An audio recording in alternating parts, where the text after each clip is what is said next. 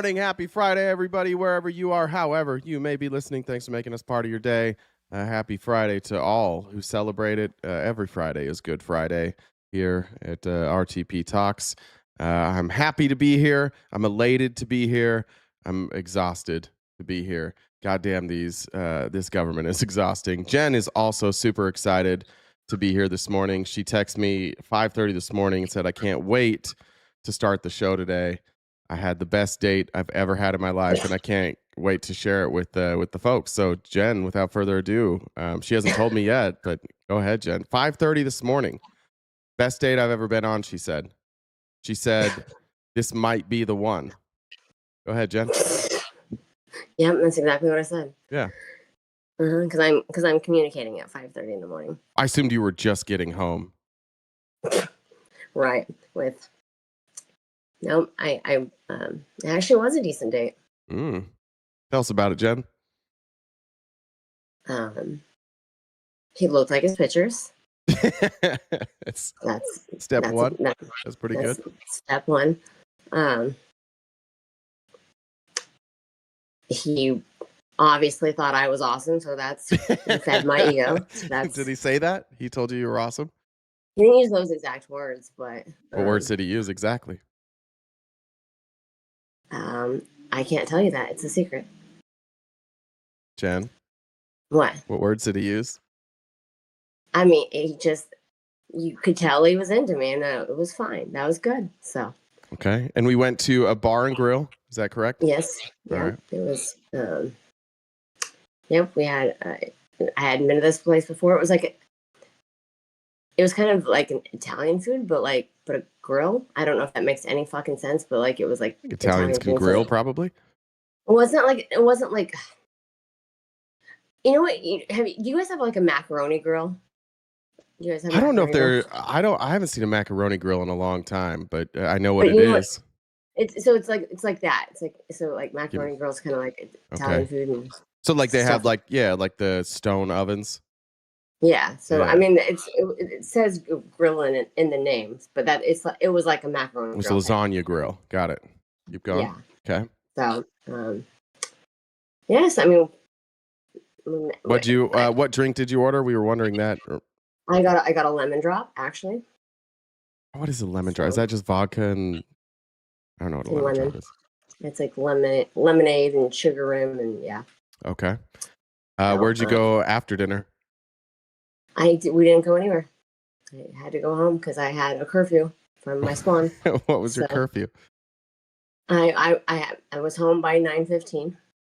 So. Wow, good. I'm glad to see he's a gentleman. Did he open the door for you?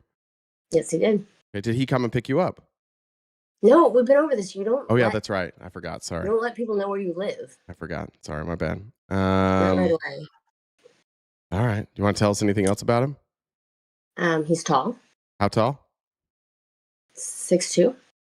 6'2". Jen's about to climb a tree. When's are we gonna do date number 2? I mean, I think date 2 is an option. I think it's on the table. Oh no! Are we gonna start limiting the dating pool now? I haven't said all that. I'm just saying that I will possibly see him a second time. So.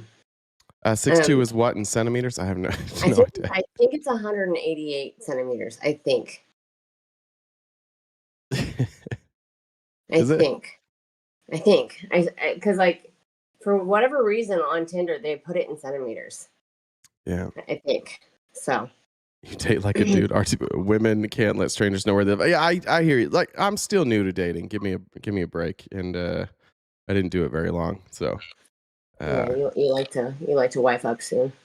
Quickly. Is that what I'm doing? Uh-huh. We're wifed up. What's that? You don't. Why you don't know? You don't know anything about my life. I have no idea. Sure, I don't. I am a playboy. I am. Shut up! You're so not.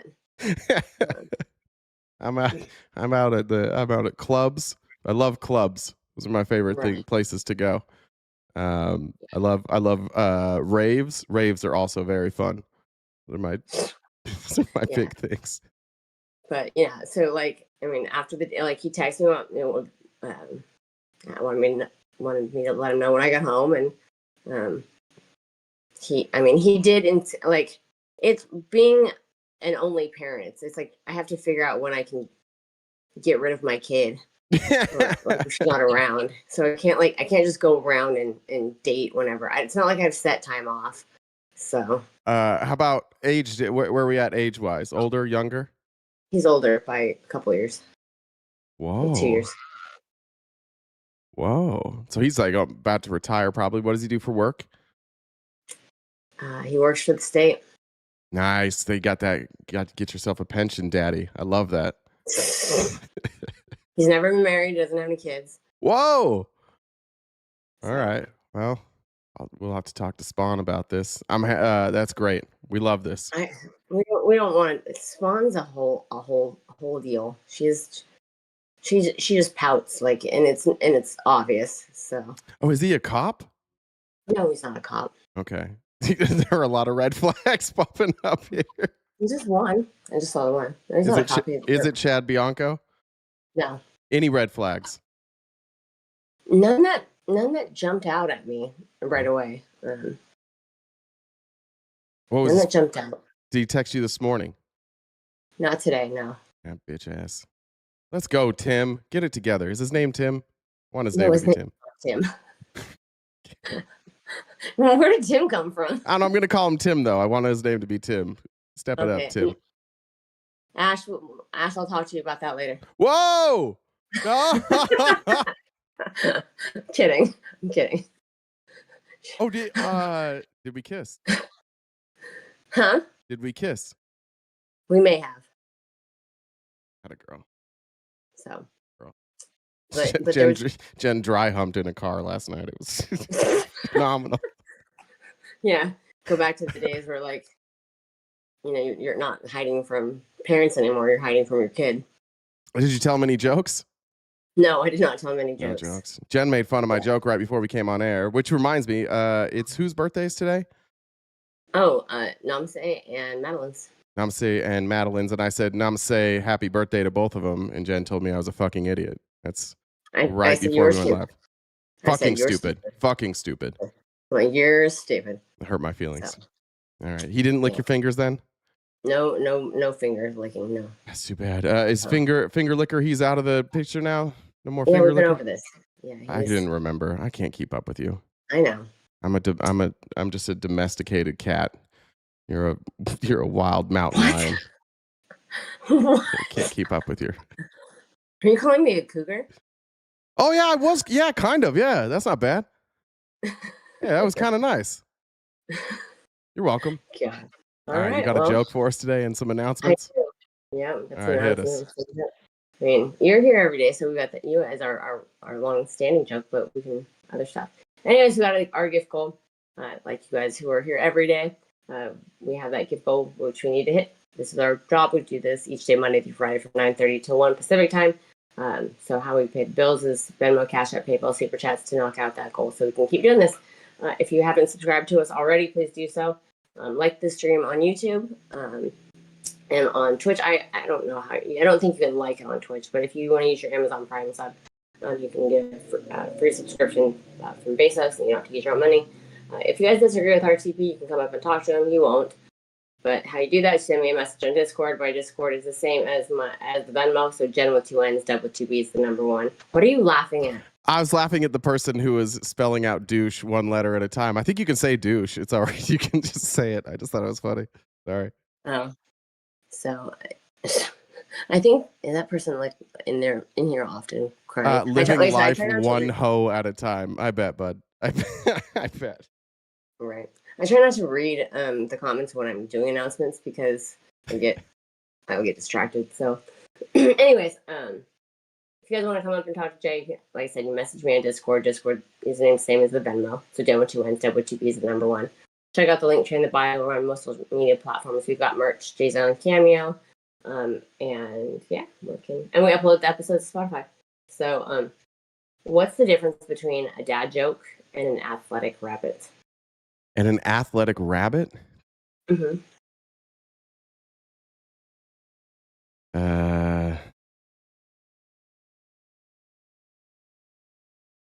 I don't know. This one sounds good. I like this one. I like the setup. All right. One's a bit funny. The other's a fit bunny. No, I hated that one. I hated that one. Put the glasses back in or the lotion in the basket or one or the other. What does that even mean? What does that mean? Lotion in the basket? You haven't seen the put the lotion on its skin or else it gets the hose again? What? Is that from The Silence of the Lambs? This says put the glasses back on or the lotion in the basket, one or the other. Yeah. Oh, I've never seen Silence of the Lambs. Yeah, there's Alpha. Okay. If you look up Silence of the Lambs, there's, and I can't remember what the character's name is.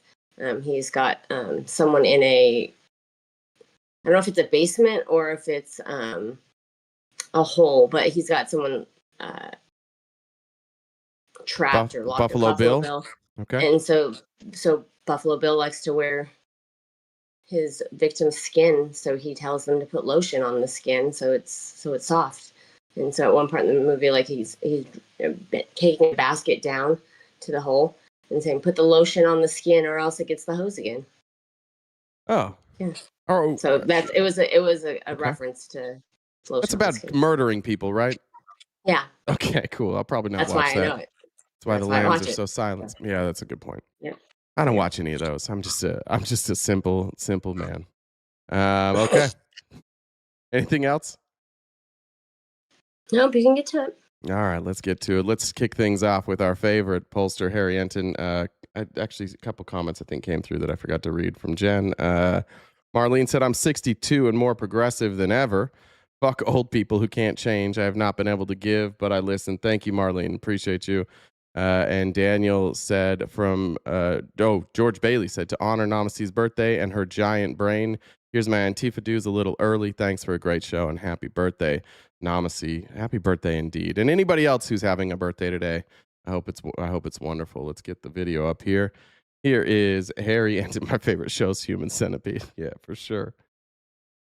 My chief data analyst, Harry Enten, is here with more on these numbers. Harry, I don't know what you were doing in 2010, but what is the striking difference here and how long it's been since we've seen numbers like these? Well, I could tell you I was dressed in sweatpants, sitting on a couch in college. But of course, I was looking at political numbers back then, and I'm looking at them now. But now I'm actually in a nice suit, a nice blue suit. My goodness gracious. But look, Caitlin, you said it right? This is a siren sign for Republicans, and it's just the latest siren sign. I mean, we have seen the sirens all over the place. And you look, why is it that Republicans are actually trailing? Well, just take a look at Donald Trump's numbers on the economy. My goodness gracious, these are atrocious. This trend line is atrocious. Trump's net approval rating on the economy. You know, in term one at this point, look at this. Trump was above water at plus 2 points. It was a plus sign for him, right? This was one of his best issues. It was the reason he got elected to a second term back in 2025. Look at this. Or 2024. Look at this. In January 2025. It's golden retriever energy. Is that nice? Is that a nice thing to say about Harry Enten? Of his second term, he was at plus 6 points, but down he goes. Look at this. He's now at negative 32 points as net approval rating on the economy. He's doing really good. He might be impeached the day after the midterms. It might just be over that quick. That is down, get this, nearly 40 points from where he was at the beginning of his second term. This is the worst rating in the average of polls that Donald Trump has ever had on such a key issue for him. And Caitlin, you know, minus 32 is a woke number. When I was back on that couch, back in college, you know, I was so interested in history, looking at the spreadsheets. And when I saw this negative 32 number, I went to myself, this seems really low from a historical perspective. So I decided to go back into the history books and decided to say, okay, what are the worst net approval ratings on at any point in any term, or at this point in any term on the economy? And guess who ranks at the bottom of the list for the worst net approval? Or, as Trump would say it, the top. He's number one. Running away with it, really, at this point. Brianna said, "Happy Arbor Day from Nebraska. We are not okay." You have trees in Nebraska? Rating at this point in any term. It's this guy on the screen, Shut up, Donald John Trump, at negative 32 points. That's worse than Joe Biden was at minus 25 points. That's in the middle of fucking COVID, too. Joe Biden, during COVID, was more, had a better approval rating on the economy than Donald Trump right now. George Bush in the middle of the war and leading up to the 2008 financial collapse had a better economic approval. Jimmy Carter, we had the we had all the shit with Iran. That was the last time we had shit with Iran. Good job, Donald. Worse than George W. Bush at minus 25 points, and worse than James Earl Carter back in 1978 at minus 22 points. Donald Trump taking the cake in a historic way, and in a way you simply put don't want to do so, Caitlin Collins. I mean, this is kind of uncharted territory for Trump. So his approval rating on the economy right now, negative 32. Yes. Yeah. I mean, that's right. The gas lines, the oil crisis during Carter. Kind of unheard of in terms of, for this president, that is net approval, Maverick. So this is his total approval rating. So it's minus 32. Has always kind of been his strength. I mean, he often talks about Jimmy Carter. I mean, his numbers are worse than his.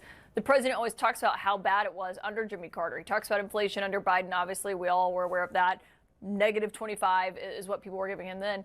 And Trump's is now negative 32. It's absolutely terrible. I don't know if you're seeing my eyes literally pop off the screen here, because these numbers are just downright atrocious. They're the worst ever, as I pointed out. And what's so important to note, Caitlin, is what is driving this? Like, what the heck is going on? Why are his numbers this low? No, Pierre, not amongst Democrats. That's his net approval rating amongst all voters, not Democrats. To a historic degree, the worst ever at this point. Or as Trump would say, he's up 600%. In any term. And the reason is simply put this. It is independence as we look towards the midterm elections. I mean, just take a look. You think that negative 32 is bad. How about this? How about Trump's economic net approval rating among independents? Look at this trend line. Look at this trend line. Back in term number one at this point, he was breaking even, 0 points. Not too great, but not too bad either. In January of 2025, he was at plus 1 point. Okay, Maverick, we can explain. So, like, January 2025, it's basically saying, like, if there was 100 people polled, Trump's net approval at plus 1 would be 51, right?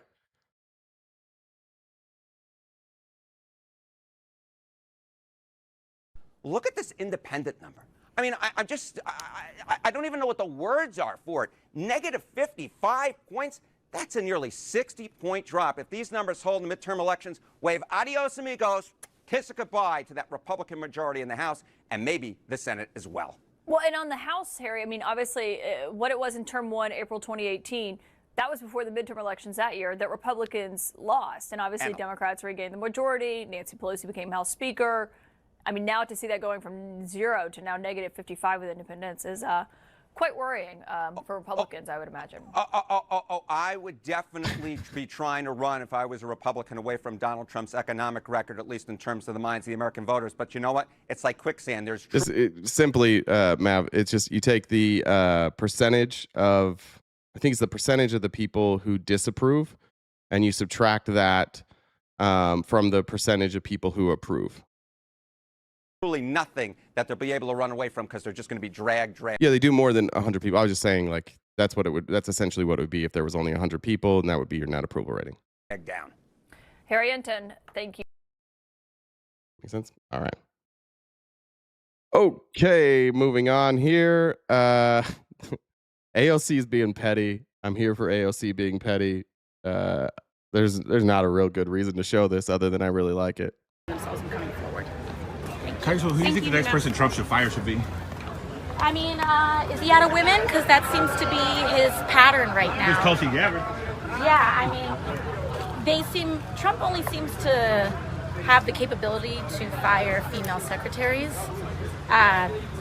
Given all the clownish behavior we've seen out of like Pete Hegseth, Kash Patel, and all the rest, what's a man got to do to get fired in the Trump administration? Exactly. I think what Kash Patel's done is 1,000 times worse than a lot of other people, but they've got it scot-free. I mean, for them, I think if you're a man in the Trump administration, it seems that they reward misconduct.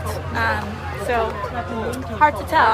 They don't seem to have a rhyme or a reason, unless it has to do with the Epstein files. Then you'll get the chop. Got it. Thank you, Congresswoman. All right, and we didn't show this one yesterday, but I'm going to pull it up anyways. This was the response to. And we'll talk about this in a minute, but this was the response to the gerrymandering narrative that the GOP was complaining about from Virginia. What do you make of Republicans saying that Virginia You guys getting Democrats wow. Totally unconstitutional and wrong. Democrats have attempted and asked Republicans for 10 years to ban partisan gerrymandering. And for 10 years, Republicans have said no. Republicans have fought for partisan... Because they literally can't win. Like, it is true that both parties gerrymander. That's true. But Republicans are the only ones who can't win without it. If you level the playing field, Democrats would win. More people are just progressive or liberal, wherever you want to put them on that sliding scale. Republicans know they can't end gerrymandering or they're done. They're cooked forever. Same reason you can't get rid of the Electoral College. Partisan gerrymanders across the United States of America, and these are the rules that they have set. And so if the Republican Party wanted to start this, they did this in North Carolina. That's a good point too. Yeah, Amy. And the Democrats are the only ones that ever put up any bill to stop gerrymandering. They drew out 3 Democratic members of Congress in North Carolina. They drew out in Texas. They redid Texas. What they're just mad at is that they have been accustomed to a Democratic Party that rolls over, doesn't fight, and takes everything sitting down. And what they're mad at right now is that we are here in a new day. What do you make a Republican? All right, there we go. I'm just here for the pettiness today. It's Friday. I'm gonna be honest. I'm gonna be a little bit petty today. And I didn't want to do any deep dives. It was a long night last night. I got ditched by my daughter yesterday. This was devastating. We go to this trampoline park. She loves it. We have a membership there, and like her and I will just hang out and jump on the trampolines. And we got there, and this girl ran up to her right at the beginning and was like, "I love your Labubu." And she was like, "Thanks." And the girl said, "Do you want to be my friend?" And she said, "Yeah." And then they ran away and said, "Bye, Dad." And then I had to sit there alone for 2 hours. So I'm still recovering from getting ditched for the first time ever by my daughter. I guess we're at that age now where other people are cooler than me, and that sucks. So I'm having a rough day, and so I decided to be petty. Did I say cringe again? I don't think I did. Probably. I might. It only happens more from here. Shut up. All of you shut up. That's not true. She's going to go to school today, and she's going to realize what she did, and she's going to call me later, and she's going to be like, "Dad, I feel really bad about that. I only want to hang out with you for the rest of my life." That's how it's going to go. Sound like I'm coming down with a cold? Yeah, I actually have been sick all week. My daughter got me sick too. She just bullies me. She just beats me up. But I am playing golf later today with in a foursome. That's 4 people, all 4 liberals. So take that to all of you. Playing liberal golf today, so we'll be okay. All right. Let's go here. I'm not a fan of Hakeem Jeffries, but I did like this. Donald Trump has lost his mind. Can we agree with that? Where's my MAGA people? Can we agree that Donald Trump has lost his fucking mind? Like, he's just falling apart right now. Are we to that point yet? Or are we still waiting on this? I know I do think that we're going to get there very soon, but are we there yet? Patrick agrees. I appreciate that. I'm sorry that the story about my daughter was cringy to you, but sorry.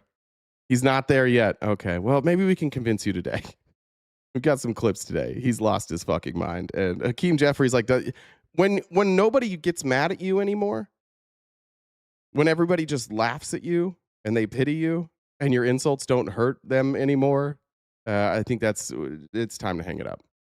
Talking about Iran, President Trump said there is no time pressure in negotiations with Iran and no time frame for ending the war, even after extending the ceasefire deadline.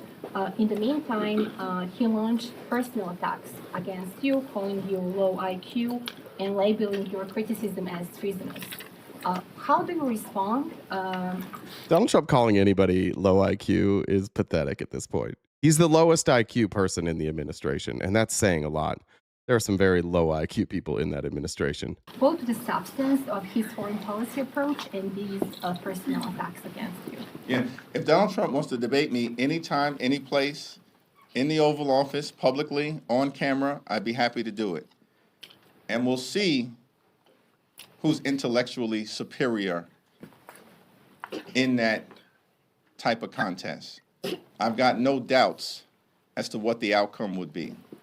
And it's extraordinary to me that Donald Trump keeps recycling this low IQ insult. This is from the dumbest president ever to sit at 1600 Pennsylvania Avenue. I hate that this is where we're at with politics. I do wish everybody was better. There's something about Hakeem Jeffries saying he's the dumbest president ever. He is. He's the dumbest president ever to occupy the office, and it's not even close. And there's not even a close second. Instead of insulting people all over the world, and I'm not really worried about what he has to say about me, but he's insulting our allies. He's worsening the United States' security posture in doing so. Oh, damn. Benjamin Netanyahu announces a prostate cancer diagnosis. Yeah, I don't fucking care at all. At all. Honestly. If there was one person we could give prostate cancer to, that's the one. He's fighting with his own MAGA base. The economy is collapsing.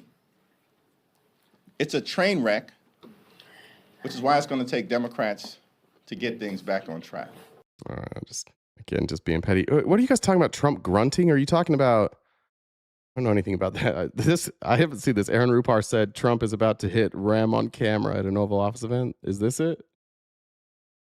We continue our work on negotiating international thoughts and prayers to the tumor.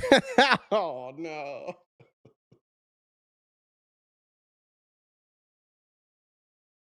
No. That's devastating. Trade agreements. 59 days after we stood in this office and President Trump, standing with Albert Bourla from Pfizer, announced the first of the 17 MFN deals, together with our colleagues from the Department of Commerce under Secretary Lutnik's leadership and from the U.S. Trade Representative's office under the leadership of Ambassador Greer, we negotiated a landmark agreement with the government of the United Kingdom in which they agreed to increase significantly the amount that they spend on branded pharmaceuticals. He's so fucking bored. He's so bored. He hates his job so much. Why is he even here? Just retire, dude. Call it a day. Nobody hates doing this more than Donald Trump. He's out there just like redesigning Washington, D.C. now. I don't even have it here, but he's out like, did he say he's like redesigning the, what is it? The Lincoln Memorial or what, or the reflection pool or something. He's so bored. For the first time in 26 years. That work continues with other countries. And third, we will continue our work with our partners in Congress to codify the principles that underpin these most favored nation deals so that these savings for American families and this innovation that is unleashed at the same time persists for decades to come. We continue our... Yeah, that's right. He's not asleep. He's just resting his eyes and his head is just nodding down like this. We continue our work on negotiating international trade. Just resting his eyes. My mom used to say that when she fell asleep at church and she didn't want to admit it. I wasn't asleep. I was just resting my eyes. Yeah, we didn't get this one. Is this, what are we talking about grunting? Is this what we were talking, like, obviously that's not the grunting. He was grunting? I typed in Trump grunt and it didn't pull up. Jen, do you know what they're talking about?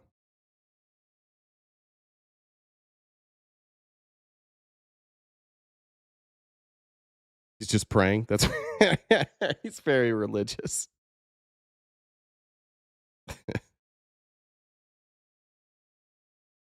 Were you guys talking about RFK? Oh, okay, we played that yesterday. If you were talking about RFK, yeah, we got that. Okay. Let's talk about this. I think this will be overturned. We'll see. Welcome to Fox News. But first, breaking tonight, a circuit court in Virginia ruled a short time ago, within the past 2 hours, that the redistricting referendum passed by voters yesterday is unconstitutional. The judge is now blocking certification of the election and denying a motion to stay pending appeal. Virginia's Democratic Attorney General responding by posting that he plans to... This is a weird ruling. The Supreme Court ruled a few days ago that Texas is allowed to gerrymander and redistrict even along racial lines if Congress does it. But in Virginia, they're ruling that it's unconstitutional if the people vote for it. It is being appealed. I don't think this will stand up. I don't know how this could get to the Supreme Court and they could strike this down and uphold what happened in Texas. That doesn't make any sense. Appeal that. That's true. Trump did drop his investigation into Jerome Powell. That's over now. Correspondent Mark Meredith has all the details tonight, live from Alexandria. Good evening, Mark. Thank you, Amy. Bracket. Shane said couldn't have happened to a better guy. Speedy decline, BB. Okay, rest in hell, bud. Evening to you. Plenty of new drama here in the Commonwealth tonight. Republicans are challenging the legality of yesterday's ballot measure. They have asked a judge to throw out the case, essentially to wait for it to happen. An injunction was issued. The judge agreeing. Democrats, as you mentioned, say they are going to appeal, that there's no merit to this case, that they believe this is an attempt to override the will of the voters. Either way, Brett, this is creating a lot more chaos ahead of November's midterms. Donald Trump and Republicans launch this gerrymandering war. We're going to finish it. Tonight, Democrats are claiming victory after Virginia voters narrowly approved a referendum giving state lawmakers power to redraw congressional maps this year, likely shrinking Republican representation from 5 House districts to 1. It's a hyper-partisan gerrymandering boondoggle. Critics accuse Virginia's Democratic governor, Abigail Spanberger, of flip-flopping after previously calling gerrymandering detrimental to democracy. She says it's now justified after Texas redrew its maps. We want to respond to what we see other states doing at the request of this president. Republicans say the fight's not over. The state Supreme Court has yet to rule if the referendum was legal to begin with. We believe we have a very strong case before the state Supreme Court. Today, President Trump, without proof, said the race was rigged, adding, "Let's see if the courts will fix this travesty of justice." Multiple states have already redrawn maps this year. Republicans say they've likely increased the majority by 3 to 5 seats in Texas. So from what I understand, there was like a 90-day public notice that the judge says they skirted. I don't know if that's true.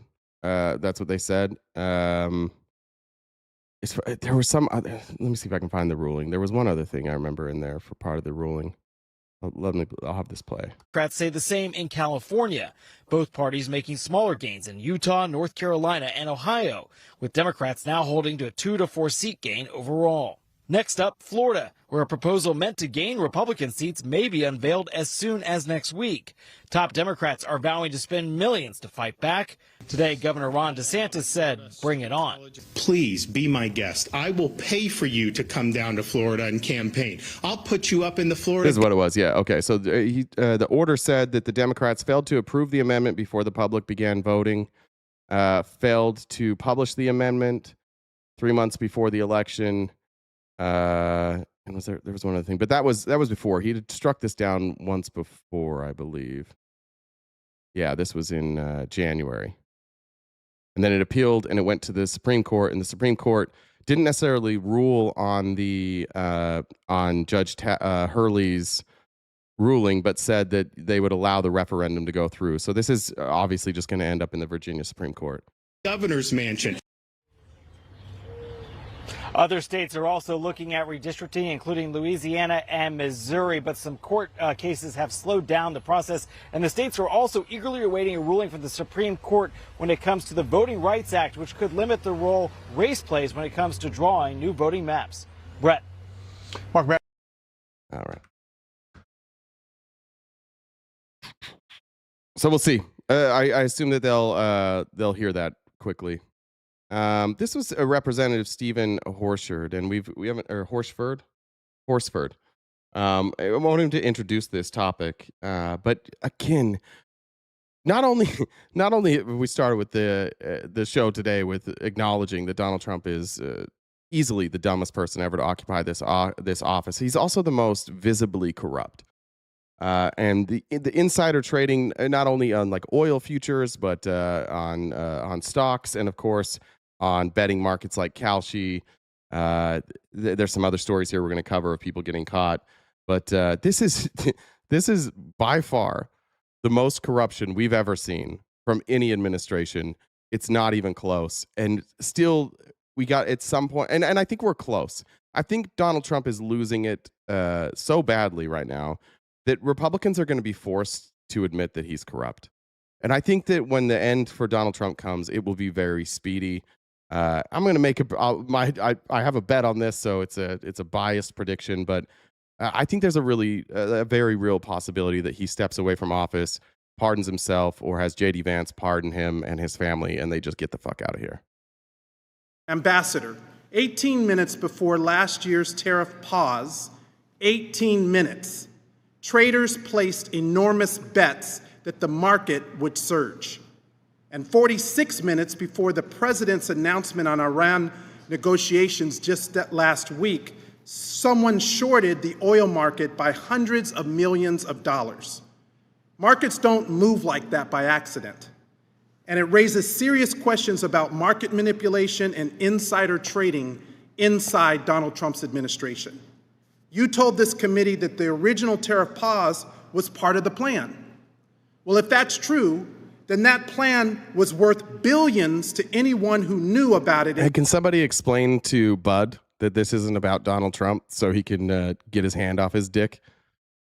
Nobody's accusing Trump of insider trading here. They're accusing people inside the administration of insider trading. Bud's like, oh, I can take my hand off my dick now. This is happening.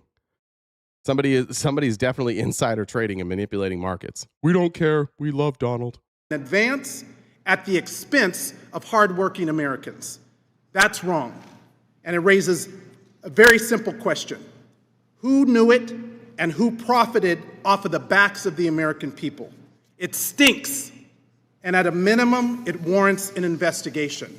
That's why I led a letter with 130 other Democrats asking for answers about the Liberation Day tariff pause. Imagine being a person so stupid and so uneducated on insider trading that every time they hear about insider trading, they just say Nancy Pelosi. And that's literally the extent of their knowledge. Thank God we don't have any dumb fucks in our chat like that who would be like, insider trading, Nancy Pelosi, Nancy Pelosi, Nancy Pelosi. That's my response.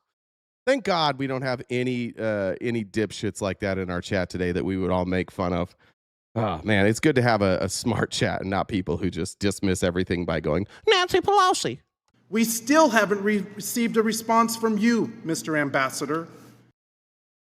Oh, we do? Oh, I didn't see any of those comments. All right, let's talk about some of these insider traders. Here's one. I'm going to play the video here. Let me mute this real fast. But let me pull this up.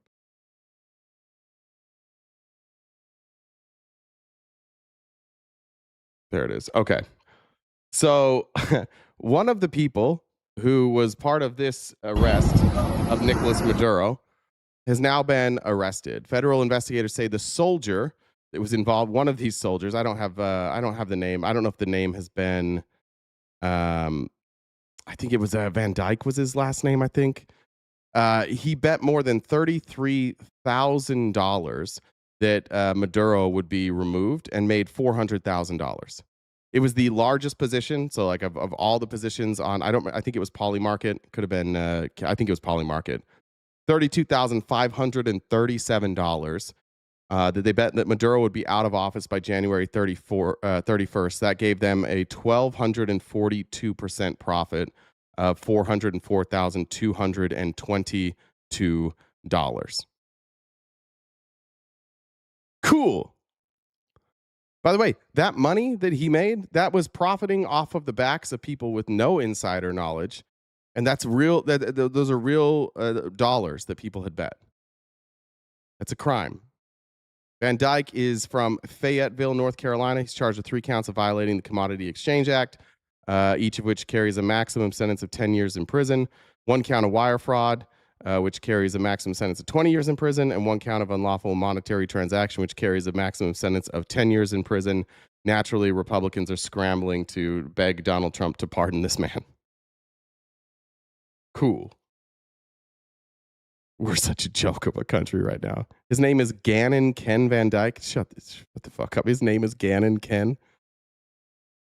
His name. I don't know if there's isn't that a Street Fighter character too? Is Gannon a Street Fighter character? That's a crazy name. How about this? Here's Max Blumenthal here, pointing out something that should be obvious to all of us. Billions off Trump's move. AOC is not worth $29 million. You're just a dummy. See, this is all MAGA does. They just don't want to hear any information. It is really sad to watch. Like, honestly, as human beings, if you're not a bot, if you're a legitimate human being, it is bizarre to watch you guys see a news story and not comment on it, and instead ignore this and try and just talk about AOC. Also, made up stat.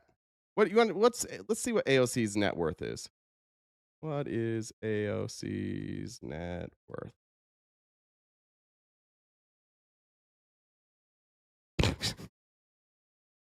You're not even close. Her net worth is between $50,000 and $125,000. Where are you getting $29 million? Cite a source, please. I can't find anybody. Open Secrets. Look at this. Her two top assets. She has a Prudential high yield. I don't know what the Z is there, and a Charles Schwab brokerage account for $8,000 each. And they say her estimated net worth is negative $8,499. That was, I guess, 2018. Let's see, what do we have now? When's this from? Oh, here it is. This Ocasio-Cortez most recent filing, a financial disclosure, this was back from 2021 when the claim went around that she was worth $29 million. Yeah. Do you have a source?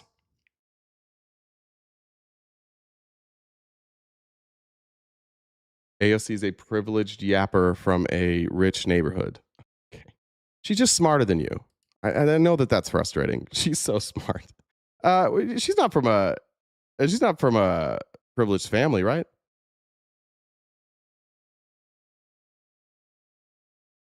I don't know anything about that. All right, here's Max Blumenthal. Billions off Trump's moves. The latest move was April 7th, I believe, right before Donald Trump enacted the ceasefire. 16 insiders came together to short oil markets and make a profit of something like over $1 billion. Nice. The rich get richer. We saw insiders profit off Polymarket on February 28th, moments before Trump launched the war. So these are obviously people in Trump's very close proximity. And I just want to raise the question, how is Donald Trump's son, Barron Trump, who has no perceptible skills, rarely appears in public, was a special learner as far as I know, which is not any offense to special learners, but has had some educational struggles. How is he worth $120 million suddenly at the ripe old age of, I think, 21, 20? Anybody got an answer for that? How Barron Trump could be worth $120 million? I love that too.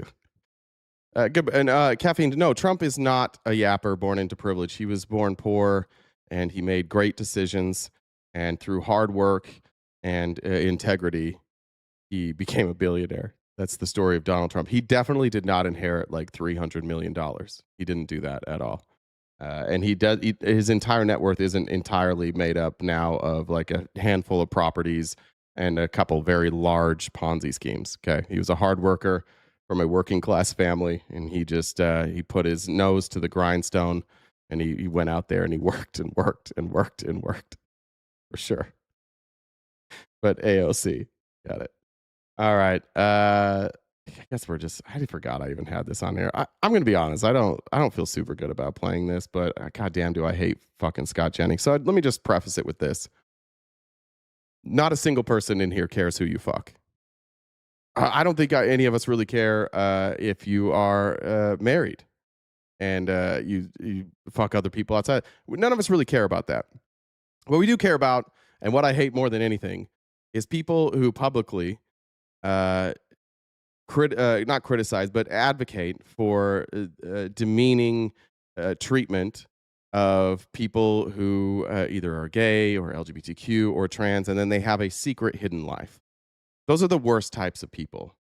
And looks like we've got some people starting to spill the beans on Scott Jennings. Here is, what's her name again? The I've Had It pocket. This is the I've Had It, right? I forget her name. Let me help me with her name. And Jennifer Welch, thank you. I'll just play the clip. Typing hot tea on Elon Musk's free speech website involving none other than Priss Pants Scott Jennings, the most universally hated man in cable news, an insufferable prick of the highest order, and Chef Joe Guerra on Twitter pumps says the following. Pop this up. Hi, Lindsay says Trump is Netanyahu's cancer. He's all up in there. Jeez. Scott. You may not remember me from my Broadway performing days in NYC, but you're being a complete lying asshole. So here it is. Scott Jennings swings both ways. Not that I care. Who gives a shit? But he's lied about this since 2009. And there are at least 100 photos of him at Fire Island bars from back in the day. Hey, at Adam Mockler, ask him about this on CNN. Chris Murphy. Somebody who knows Adam. Does anybody have a connection to Adam, please? And let's get it on the betting markets too. Let's bet it. Murphy used satire. Sitting Senator Chris Murphy responded to a report on Twitter. At least 26 Iranian shadow fleet vessels bypass U.S. blockade. And sarcastically, Murphy says, awesome. Scott Jennings. I love that. I love that Scott Jennings is getting outed because he didn't understand sarcasm.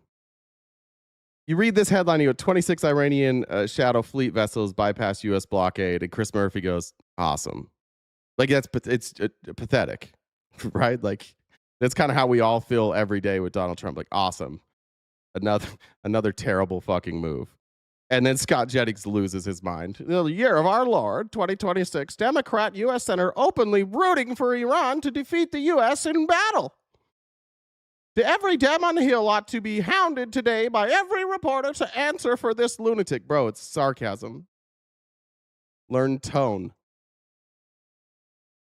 So, ironically, his inability to understand sarcasm has led to now him being outed. He's not being the sharpest knife in the drawer, doesn't understand. He did forget the eye roll emoji. Yeah, you do need to kind of add the subtext for Republicans. Sarcasm. But let me get back to these bisexual batting for both teams rumors, because that's really what we're all here for, right? Chef Joe Guerra doesn't stop there with the Fire Island photos. Yeah, bro, Trump does live in our heads every day. He's the fucking president, and this is a political live stream where we cover politics. And the president of the United States is going to be a topic every day. I covered Joe Biden every day when he was president. It's weird.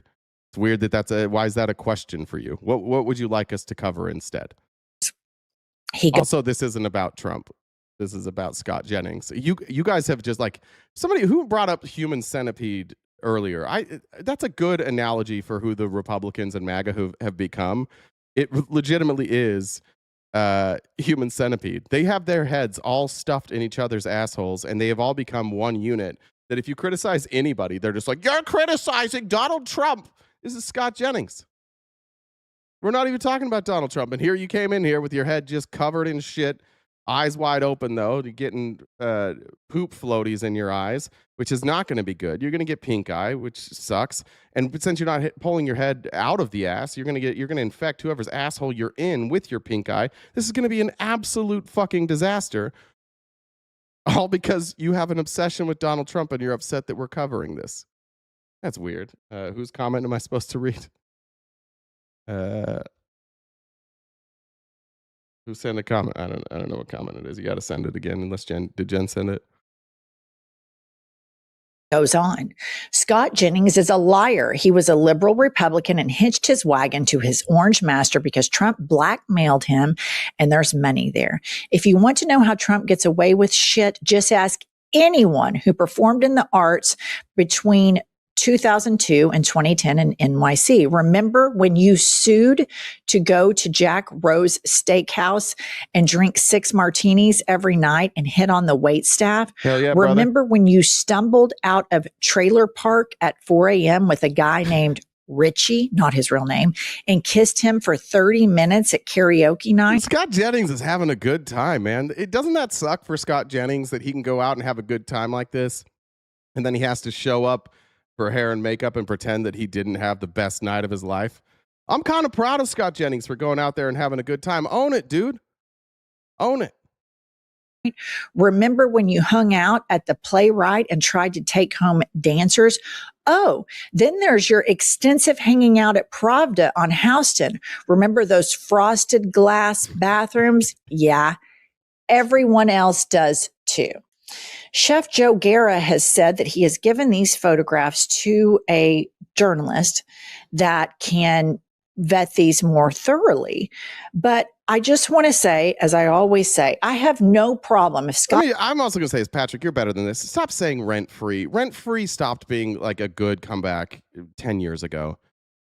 It's such a dumb comeback. Oh, you're covering something I don't like. Rent free. Rent free. Bitch, you're here every day.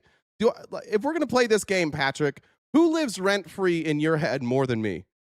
I swear to God, if there's somebody that you MAGA people are more obsessed with than me, God bless you, and God bless them, and God bless America, and God bless the troops. But you motherfuckers are here every fucking day.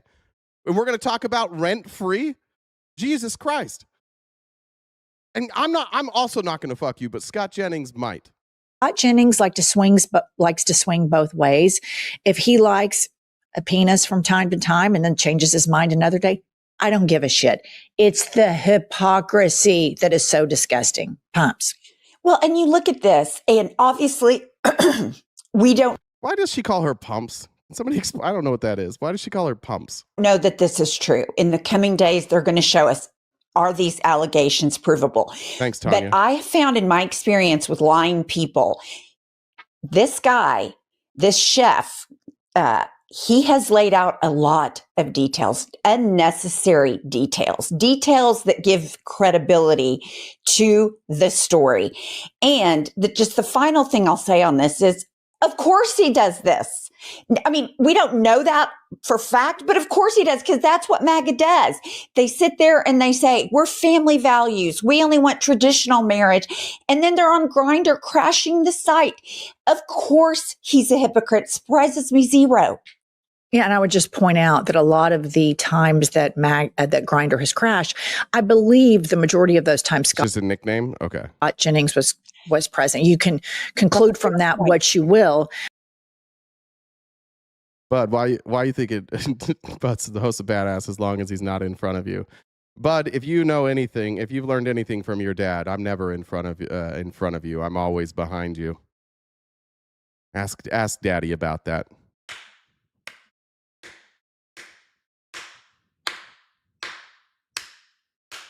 You know what I mean? I'm talking about fucking your dad in the ass. That's what I'm saying right now, Bud. I don't like looking in his face. But Josh, the next story I want to talk to you all about is yesterday you and I reported on Tucker Carlson. There we go. And just a reminder and a shout out to our sponsor. Fun fact, your dad's dead. Fun fact, I'm a necrophiliac. Blue Chew. Give me all the dicks.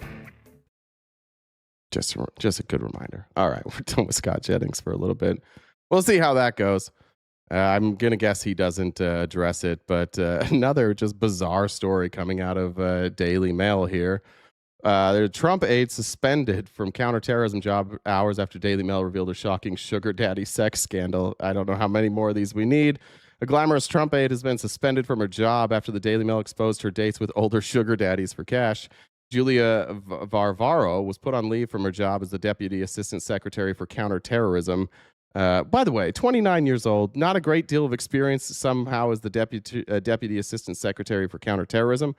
Hours after revealed her shameless money-grabbing antics with a much older boyfriend who gave his name as Robert B. This is her and Robert B., and he's holding a sign that says she's horny with a winky face, which is super cool. Department of Homeland Security source told the Daily Mail Julia Varvaro is on administrative leave as a result of the investigation, and she is no longer serving in her capacity as a Deputy Assistant Secretary at DHS. Meanwhile, Pete Hegseth still has his job. Pete Hegseth just out there sexually assaulting people and being a drunk. Kash Patel, drunk on the job, no problem.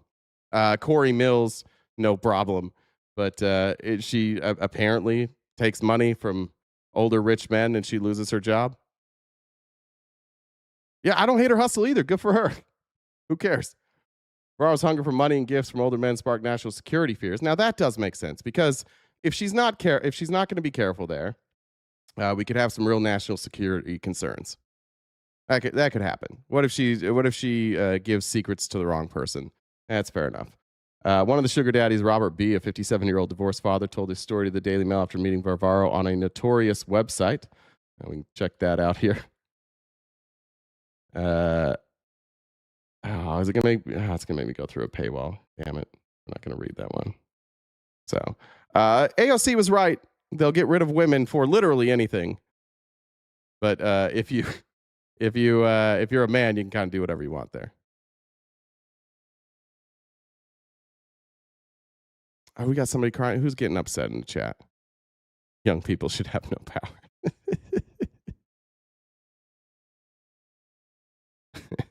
I give young people all the power. Get old people the fuck out of here for a while. Like, let's just switch it up. Let's replace everybody in Congress with somebody in their 20s. Let's just see how that goes. It can't go worse. That's not true. Look at Swalwell. Well, Swalwell's not a Republican, so Swalwell got run out, but not by the Trump administration. Bud Russell, you sevens, I am your Huckleberry. Thurman said, here's a little something while our dollar still has value. Thanks for you and Jen and all you do. Jenny said, Pumps lost weight going to the gym. Hell yeah, Pumps. Good for you. Good for everybody for choosing healthier lifestyles. I appreciate that. All right, moving on here. I don't know. I honestly don't know if I have a full show outline today. We'll find out. But you know who's not happy with us right now is Canada. And Canada's given us the business. Here is Doug Ford, the what is he? The premier of Ontario. And Doug Ford's had about enough of Donald Trump. Is off the shelves. Also, starting today, all U.S.-based companies will be banned from taking part in government procurement. Every year, the province and its agencies spend about $30 billion on procurement, alongside our more than $200 billion plan to build infrastructure. U.S.-based businesses will now lose out on tens of billions of dollars in revenues. They only have President Trump to blame. I'm also urging all 444 municipalities to do the same, and I'm thrilled to see some. Canada has no leverage. What the fuck do you think they're doing here, you dumb bitch? What do you think this is right here? Tens of billions of dollars American companies will lose. What do you mean they have no leverage? The United States is violating a trade. Like, Donald Trump negotiated a trade agreement and is openly violating it, and Canada is playing it smart. They don't need leverage against us. It's not a fucking war. They need access to other markets, and they're finding access to other markets, and they're slowly moving away from the United States, just like everybody else is. Listen, I know that you Republicans think that we are star-spangled awesome all the fucking time, but people don't fucking like us. And we're going to find ourselves very alone. And we're finding ourselves very alone. And that matters. That makes a significant difference. We're talking about industries like that sell alcohol. We're talking about industries, the car industry, or even just local economies near the northern border that are sputtering and shutting down. These are real people's lives that are being affected because Donald Trump has a fucking ego, and you guys are blowing his flaccid penis over and over and over again, praying that it gets hard. Meanwhile, guess what it's not going to do? It's not going to do any fucking. It's just sitting there flaccid and embarrassing, while the rest of the world's like, what the fuck are we going to do with this thing? We can't do anything with this thing. We'll go somewhere else. Any of you other countries, can you guys get hard? They're like, yeah, we can get hard. They're like, all right, cool. We'll do trade with you instead. This is pathetic. It's more pathetic that you dumb dicks are sitting here going, oh, we're winning. We're winning. This isn't a win. How the fuck is this a win? There's no win here except for you guys just stroking Donald Trump. It's all right, Donald. You're not really losing. You're winning because we're bigger than them. Well, you're not bigger than them now, but like we all know you're a grower, not a shower. This is pathetic. What the fuck are you even talking about, Blue Chew? Thanks. I'm tired of you making us look like whiny little bitches. I'm tired of it. I would like if people looked at America and said, hey, these people are skeptical of their government. We try and be like, hey, we're not just lining up to suck the dick. I've been stretching my mouth. I've been preparing for this. Oh, so Kash Patel, put it in there. Pete Hegseth, put it in there. Donald Trump, put it in there. Blue Chew, give me all the dicks. Give us our promo code, Blue Chew, already. Like, what are you even talking about, though, here? This is so bad.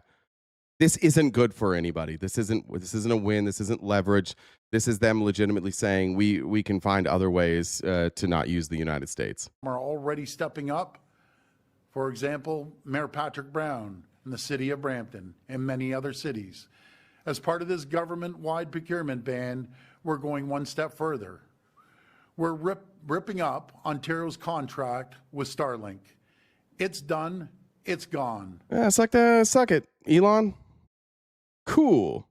Cry about everything, little man. You guys are the one. Wait, nobody's crying here. No, do you understand what's happening right now? They are telling Americans, fuck you. You guys are going, we're winning, and we're calling you dumb. Bud, how do you misunderstand everything? Amber said, best part of this administration, they give us material for free daily. They try so hard to come after us and fail. We find shit out about them daily, laughable. If their poor choices didn't screw us all, it would just be hilarious. Also, lock her up in 2 weeks, please.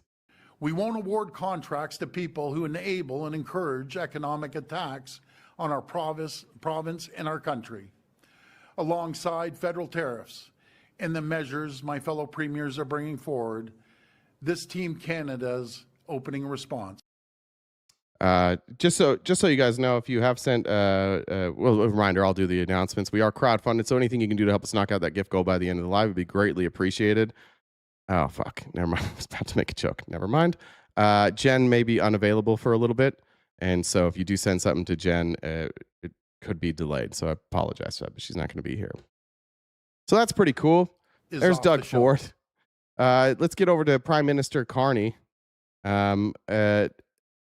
Discussing the effects on the alcohol ban, and Donald Trump consistently breaking his own trade agreements. Again, Bud, we have a question for you. It's nice to have you here. Bud, what or why is Donald Trump placing additional tariffs on Canada? What is the reasoning behind that? Illusion said, full outline or not, have good week, live good weekend, live golf. And I got to tell you what, I have a good weekend coming. I do. Gonna do some live golfing tonight, a nice dinner tonight, Saturday with my daughter, and a just perfect Sunday, like my kind of Sunday, just hanging out, like a late breakfast, and then lounging the rest of the day. I'm very excited about this weekend. Getting a new rug. Hey, the rug has been replaced by a human, which is my rug is pissed though. It's good. Like the wear marks were getting excessive, but been replaced. All right. Did we get an answer from Bud? Bud, why are we doing tariffs? If Bud says anything but why we're putting tariffs on Canada, you can mods, you can mute him. In fact, mods, free reign on Bud today. Anytime I ask Bud a question, if he doesn't stay on topic, we can do 3 or 5 minute mutes at a time. Shout out to the best mods in the game. You guys deserve it today. Blue Chew helping CPAC crash grinder since 2015. Hell yeah. Alberto said, I learned a lot from your show. Thank you, man. Appreciate that. It was really generous. And I missed any other ones? I don't think so. All right, here's Carney. Richardson, CTV, Prime Minister. Just back to the bourbon ban. Last time I checked... Was he? Wait, yeah, go ahead. Well, last time I checked, Mr. Ford has a fair amount of control over the LCBO, even though I appreciate it's independent. But you told him to cool it on the ad that caused a lot of trouble. What if this alcohol thing... And how did that work? Did he listen? Yeah. But what if this... Isn't it refreshing? This is how they disagree in Canada. Can we please be more like fucking Canada? This is the Prime Minister who told Doug Ford, hey, bro, you're fucking things up for me a little bit. Can you not run? I remember the commercial he ran about Trump. And so Carney's like, don't do that. And then Doug just did it anyways. And now they're giggling about it because not everything is a dick measuring competition. Can we just have their government for a second? Can we go back to regular human beings acting like human beings? This is how they disagree in Canada. In fact, this is probably like front page news. Like Prime Minister Carney and Doug Ford go at it in a heated debate. If this alcohol thing. And how did that work? Did he listen? Yeah. But what if this alcohol I was thing? right, by the way. Well, what if this alcohol thing becomes more than an irritant? Look, you know what's an irritant? 50% tariff on steel, 50% tariff on aluminum, 25% tariff on automobiles, all the tariffs on President Trump quotes the border. America voted for that. We're not talking about the border, you dummy. These are tariffs. Try and keep up.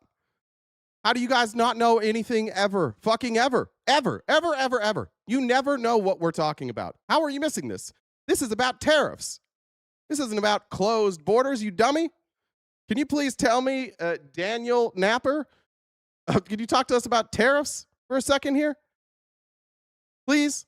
Just figure out what the fuck we're talking about for a second. Stop just posting shit that you wrote on Facebook earlier. Got 1 like and it was just your alt account. Forest products. Those are more than irritants. Those are violations of our trade deal. Okay? The client of American mute producers. Daniel. Daniel's too dumb to be here. Daniel, this isn't a place for you. You got to go someplace dumber. You can't be here anymore. We're going to have to mute you. You got to say things that are on topic. Ultimately, there's a board for the LCBO, for the SAQ, for the Manitoba. There's not just one. Huh? They make those decisions. And they make those decisions in a judgment. Yes, there's different governance structures. And yes, surprise, surprise, the Premier of Ontario is influential with the LCBO. Okay. But he's the client. He's also the duly elected Premier of Ontario. He's got a majority. And he's taking a view, which, you know, by most indications is supported by the vast majority of the population. What we want to do is make progress. That's the Prime Minister saying, I didn't want him to do this. This isn't my call. But he's the Premier of Ontario, and that's what his people want. So I support it because the people he represents they want this. Wouldn't this be so cool to have this be our government? Wouldn't that be so awesome if they just acknowledge that with each other once in a while? As the whole, these issues such as decisions on which alcohol to put on the shelves, we can make progress very quickly on that. With progress with in other areas, and I will just underscore: we understand that and this is the point I've been making since day one, is that this long period of integration, deeper integration between Canada and the United States is over, that nostalgia isn't a strategy, that hope isn't a strategy. We're not going to go back to exactly the way things were. The U.S. has changed. It's their right, they've changed, but we're looking to negotiate something mutually agreeable, and there will be adjustments there. When we make progress on that, I'm still confident that we will make progress, but and then those judgments will be made by the provinces, and we'll encourage those judgments. But follow up. Don't have anything now. Just and quickly. Alberta seems to disagree. Yeah, that's why the Premier of Alberta can do what he wants. That's how it works. Yeah, isn't Alberta? That's the Conservatives, right? They're the ones that want to copy our shitty healthcare system. We should do private health insurance.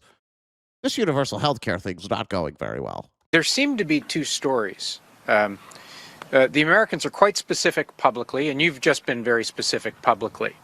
But I keep hearing from the trade minister and somewhat from you the tone that this is all part of a negotiation.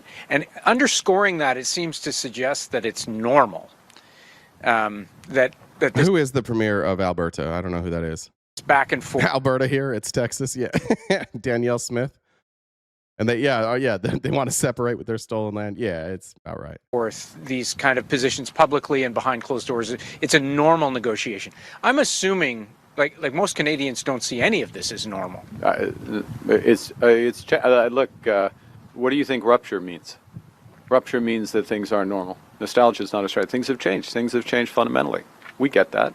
We understand that. That's why we get up in the morning. What do we think about when we get up in the morning? We think about affordability for Canadians, how we can make life more affordable, and how we can build this country strong, more independent, more prosperous, fairer for all. That's what we get. And our negotiations with the United States and how we diversify our partnerships elsewhere. We don't get up first thing in the morning. I do not get up first thing in the morning and think about the United States. Okay? I think about Canadians. That's the difference. We have more than enough to do in this country. We're building this place strong. There is a misimpression by some of the degree to which we are reliant on the United States. Okay? Yes, it is our biggest trading partner by far. We are also their second biggest trading partner. Tyler, stay on topic. Don't just attack people. Tyler, we'll give you a chance here. What is he talking about? What is Carney talking about right now? I bet you don't know. There is a symbiosis between the two. There's a reason why 85% of our trade is tariff-free still, and that's maintained. Our destiny is first and foremost going to be determined by what we do here, how we build here. Canadians get that. Canadians get that. I'm not sure everyone south of the border understands that. Okay, well then shut the fuck up and stop just criticizing him and listen. I just got here and I saw Mark Carney and I freaked the fuck out. I immediately started criticizing Mark Carney because I don't believe he's Canadian enough. Listen then. Stay on topic. To the extent it is true. We're at time, but we'll take two quick questions. Give Canadian citizens a break. All building materials, a tariff.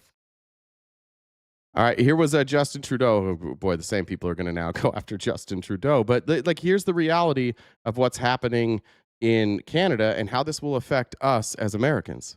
A similar thing happened right now with President Trump threatening the Canadian auto industry, where we're now having to look at working with China because the American industry doesn't want to work with us anymore. And the big example we get right now is on aluminum. Anyone who knows the aluminum industry knows that Canada has, for decades, been one of the great places to make aluminum in the world. Massive amounts of hydroelectricity, access to the raw materials meant that we are a strong, clean, reliable supplier of aluminum that America, the United States, would buy massively from us. Cheap, well-made, proximal, friendly supply chains to Europe, which means when the U.S. finally wakes up and realizes that the fact that they're getting more of their aluminum from Bahrain right now, which isn't exactly the safest part of the world to be relying on for essential supply chains because of other things the U.S. is part of. By the way, a quarter of our aluminum comes from Mexico and Canada, both of which are looking for different trading partners because Trump keeps slapping tariffs on them that are a clear violation of the agreement that Donald Trump negotiated. He's violating his own agreement, and so Canada and Mexico are like, "Well, fuck you then. We can sell it. We can sell it somewhere else," and they're doing that. Partly doing. They're going to turn back to us and say, "Great, we'll take our aluminum back now," and we'll say, "Not your aluminum anymore. We just signed deals with the Netherlands and everyone else, and those are 5-10-year deals that we're happy to start building more plants if you're really going to sign on deals with us." But that uncertainty of, are you going to throw tariffs on us again, means that we've found better partners for that. And that's a way of getting around some of that economic coercion. Of course, we'd much prefer to sell our aluminum a few hundred kilometers away as opposed to a few thousand kilometers away across the ocean. Yeah, art of the deal. Yeah, for sure. Is he dating Katy Perry? Is Trudeau dating Katy Perry? That sucks for both of them somehow. I'm not a big fan of Justin Trudeau, but he's right here. But that's not a big enough. Trudeau destroyed Canada. You guys don't know anything. Shut up. Can just one of you fucking losers say something that has substance instead of just fucking bumper stickers all day? Please? Can one of you make sense of something? Say something on topic something that we can discuss, or is it just going to be bumper stickers all day? It's Friday. I've had enough of you guys today. This week. It's so exhausting dealing with you. And it's frustrating because it's legitimately the extent of your knowledge. The extent of your knowledge is just like somebody's Facebook post that you read one time and then you just say it. None of this fucking matters. Literally none of this. He destroyed Canada. Last I checked, it's still standing. Last I checked, my friends in Canada are still doing just fine. Last I checked, a bunch of my neighbors, I live in Mesa, Arizona. You can look it up. You can look at how much money we've lost because people aren't coming from Canada. The people in Canada with money, by the way, because they have second homes here, have chosen not to come here. They'd rather stay in Canada than come back here to Donald Trump's America. Can we just address something real? I'm so tired of arguing with trolls and bots. I just wish one of you guys, one would get some courage and come up here and talk to me. But could we get one of you to say something sensible in the chat one time, please? Or does it have to be bumper sticker slogans all day, every day? There's no way that you like this. There's no way that this is fun for you. There's no way at the end of the day you're like, I really know what I'm talking about. Just give me something. They're called snowbirds. Thank you. Yeah, thanks for explaining snowbirds to me. Let them stay home. They can stay home, and they are. So we're losing millions of dollars in revenue here. Because nobody, yeah, Yuma kind of is a ghost town. We're fucking things up in America. But stop saying shit like Justin Trudeau ruined Canada. Canada's fine. Enough impediment for us to sit back and not act to diversify. And I think those. I ignore that you ignore that we even have to deport them back to Canada. They want to be here so bad. No, these people are here. They own homes here. These aren't people here illegally. Jesus. What I'm talking about. Like, do any of you know anything? Is there like one thing that you know? Who was it that said that? Will, tell me one fact that you know related to politics. It's got to be a fact, not an opinion. Will 2538. I just want one fact that you know. Lived in AZ my whole life. You ain't Arizonan? Oh, my brother. I wasn't born here, by the way, but I do live here, and I've lived here since 2008. So, yeah, I'm not born and raised in Arizona, but I live here. That's weird. Just give me, I just want one fact. Where did you run from to get to Arizona? I was in Utah, and I moved to Arizona to play soccer in college. I didn't run, I drove. But once I got here, then I ran a lot. Yeah, what is he doing? I've been in Arizona my whole life. What the fuck are you talking about then? I live in East Mesa, my friend. If you know East Mesa, you know where I'm talking about. I live like Northeast Mesa. It's Snowbird City. We lose over 1 million people in Arizona between April and October when everybody leaves. 1 million. It's a little lower now, but 1 million people leave the state of Arizona for like 6 months every year. Am I Mormon? Used to be ex-Mormon. So that would explain, right, my connection to Mesa. Settled by the Mormons. Soccer in the heat was tough. And a soccer player. Ha ha ha ha ha. What's funny about that? I don't play soccer. I sit on the internet and masturbate. All right, brother. Thanks, Tyler. You did great today.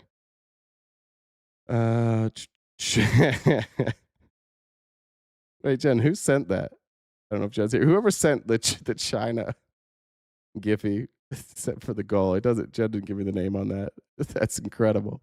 I'll show it. I've never seen this one. Ryan, sorry, I cut it off too short, too small. It was Ryan. That's so good. All right. Well, I got lost. Where are we at? Okay, we're done with Canada. This is cool. I've really enjoyed CNBC being exposed over and over and over again. This is Regeneron CEO Leonard Schleifer. Schleifer. This is how stupid our policy is when it comes to big pharma. We could do something pretty cool in this country where we could collectively bargain and we could lower prescription drug prices to be the same price as everywhere else in the world. If you ever needed definitive proof that one, this administration, their ideas on big pharma are bought and paid for by big pharma. If you ever need a video to prove that, or if you ever wondered who is writing all of their talking points, again, I present to you Regeneron CEO Leonard Schleifer. Have had the sense that we've been pushed into or bullied into this. That's not the case at all. We actually, on this show, I think we can find the transcript, but I know I've gone back. We have been arguing for over a decade that the other wealthy nations are ripping us off. How are they ripping us off? So he's talking about drug prices. By the way, this man's worth $3 billion. Motherfucking $1 billion. And he's talking about being ripped off. He's worth $3 billion by charging Americans and other countries for drugs. And he's going to come on here and be like, you know who's really ripping us off? These other countries by collectively bargaining and negotiating lower drug prices than America. So what's their solution? Should we do what they do so that we can have lower prices? No. Just wrong. Other people, it's great that they give away their drugs they get their drugs for almost nothing, but they're not paying for innovation, and they're not paying for the current drugs or the future drugs. And we've been arguing that. Again, he's worth $3 billion. Don't talk to us about innovation, please. These drug companies, they spend between like 5, depending on the drug companies, between like 5 and 20% max. Most of them under 10% of their revenue on R&D.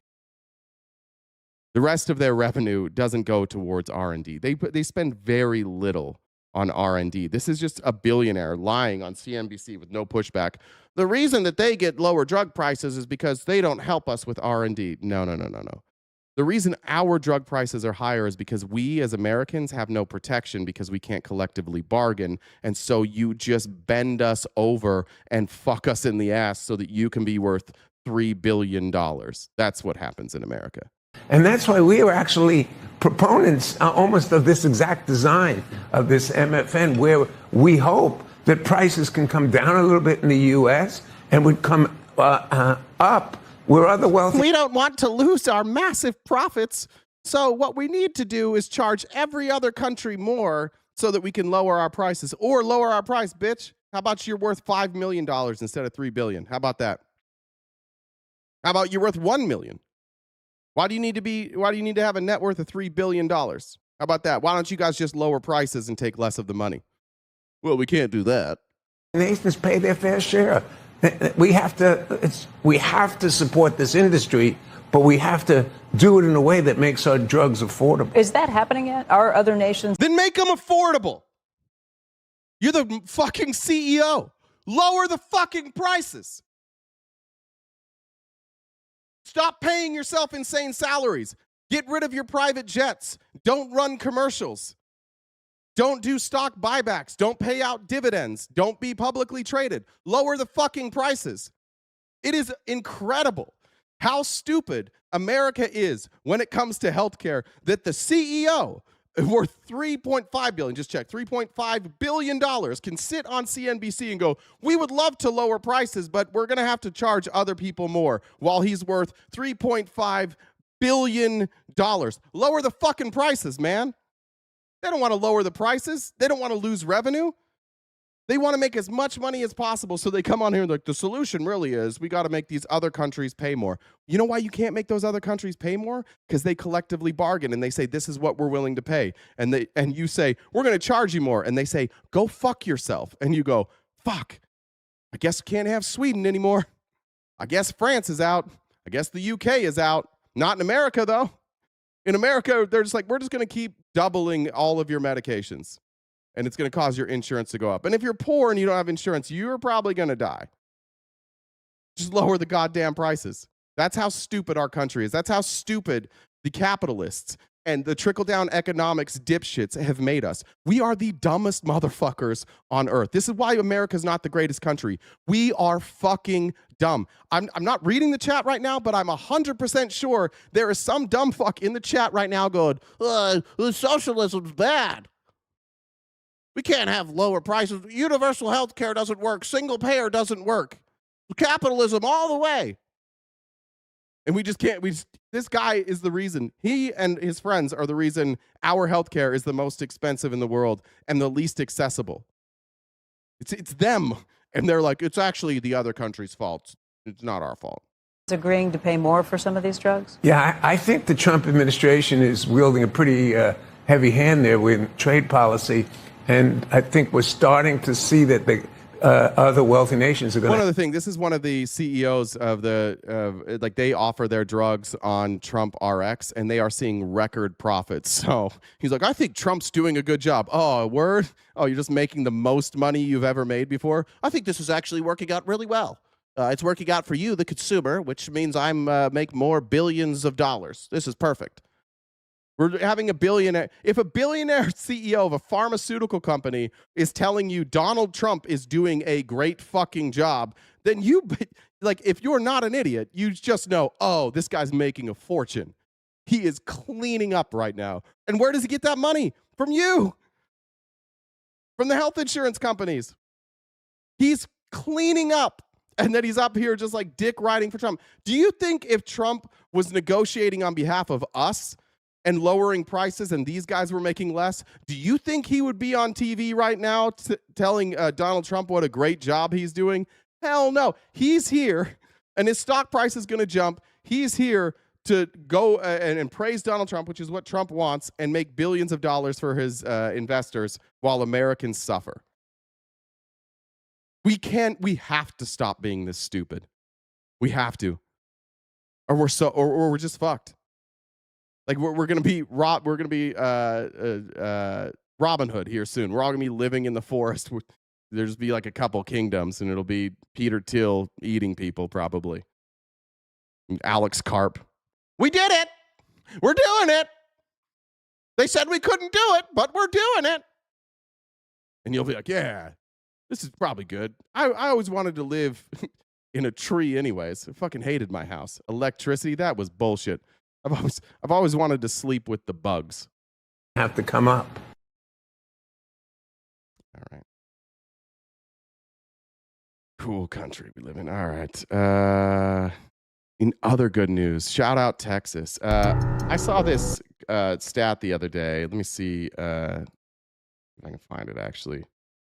I think it was Roxy Rehashed posted. Shout out Roxy Rehashed. She's cool on Instagram if you know her.